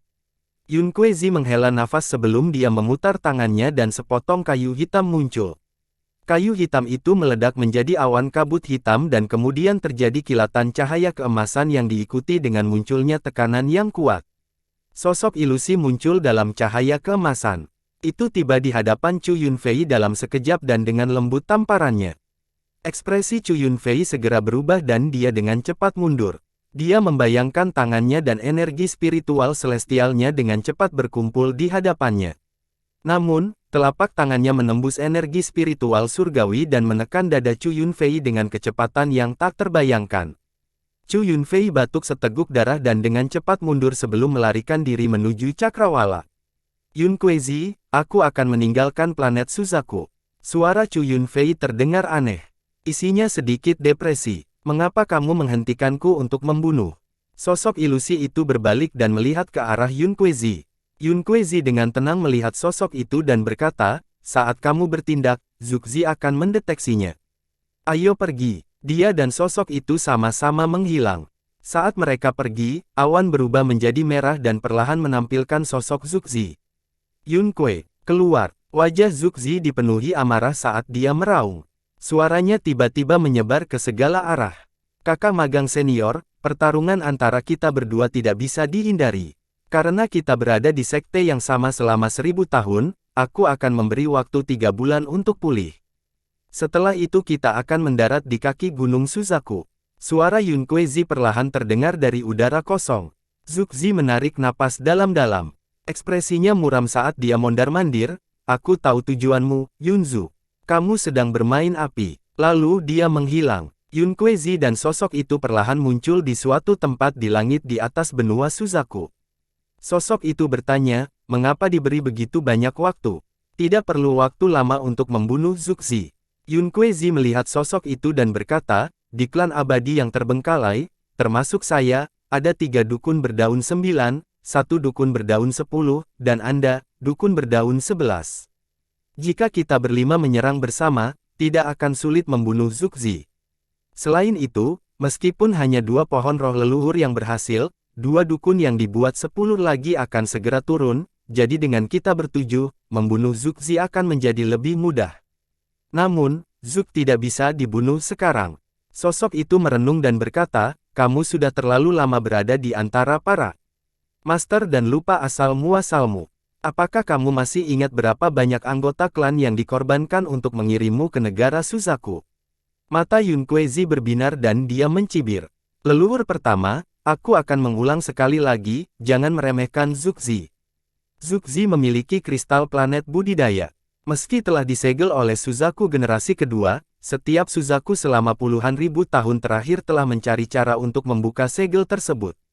Suzaku sebelumnya bahkan menemukan titik lemahnya. Dengan pemahaman saya tentang Suzaku saat ini, jika kita membunuhnya, dia pasti akan menghancurkan kristal planet budidaya sebelum kematiannya untuk membunuh setiap pembudidaya di planet ini. Pada saat bencana besar terjadi, aliansi budidaya pasti akan mengirim orang untuk menangani hal ini. Apakah menurut Anda klan abadi yang terbengkalai dapat membentuk aliansi budidaya? Sosok itu tetap diam. Jika segala sesuatunya berjalan sesuai rencanaku, kita bisa membina seorang yang berkuasa untuk menjadi Suzaku berikutnya dan kemudian melanjutkan sandiwara ini yang akan memungkinkan klan abadi yang terbengkalai untuk terus ada. Ini adalah metode terbaik, namun, leluhurnya terlalu bersemangat, jadi dia menghancurkan kalian semua dan menghancurkan semua rencanaku. Yun Kuei-zi sangat murung. Bahkan identitasku dipaksa diungkapkan oleh kalian semua untuk membuktikan bahwa aku adalah anggota klan abadi yang terbengkalai. Menurutku, itu tidak ada gunanya. Yun Kuei-zi perlahan berkata, leluhur pertama, jika Anda ingin klan kita bertahan lama, kita harus mendapatkan kristal planet budidaya dan mengizinkan salah satu orang yang saya pilih untuk menjadi Suzaku berikutnya sehingga kita secara tidak langsung dapat mengendalikan semua pembudidaya di sana planet. Saya telah memilih 4 kandidat dan hanya memerlukan beberapa dekade agar rencana saya dapat terwujud. Skema yang telah aku rencanakan selama bertahun-tahun telah dihancurkan oleh kalian. 2 penerus yang dipilih Zhuge adalah Qian Feng dan Liu Mei. Qian Feng telah mempelajari taktik Suzaku, jadi saya yakin dia adalah tubuh yang telah menyiapkan Suzaku saat ini untuk dimiliki. Setiap generasi Suzaku telah mencoba menemukan cara menggunakan kerasukan untuk memperpanjang umur mereka, dan saya yakin Suzaku ini telah menemukan caranya. Inilah alasan saya menemukan kandidat kedua saya, Zixin. Jika Zhuge berhasil menguasainya, dia akan berada di bawah kendali gadis ini. Bahkan jika aku salah dan Zhuge benar-benar telah mempersiapkan Qian Feng untuk menjadi Suzaku berikutnya, ketika dia menjadi Suzaku berikutnya, dia akan tetap dikendalikan oleh Zixin. Orang ketiga yang saya pilih adalah Zhou Wutai. Anak ini memiliki garis keturunan naga hijau. Karena klan naga hijau membantu kami dalam perang sejak lama, saya memilih dia sebagai salah satu kandidat. Itu sebabnya saya pergi ke aliansi 4 sekte dan dialah yang telah saya persiapkan untuk menghadapi Liu Mei. Namun, yang menarik adalah ketika saya berada di aliansi 4 sekte, saya bertemu dengan seorang sekutu bernama Wang Lin. Bakatnya biasa saja dan tidak ada yang istimewa dari dirinya, namun ia mampu memahami ranah hidup dan mati. Di tengah situasi yang panas, saya secara spontan menjadikan kandidat keempat. Saya awalnya tidak terlalu memperhatikan orang ini, tapi perkembangannya kemudian sangat mengejutkan saya. Di alam surgawi, dia meraih lengan kupu-kupu merah. Setelah dia kembali, tingkat menghancurkannya meroket dan dia bahkan menarik perhatian Zhuge.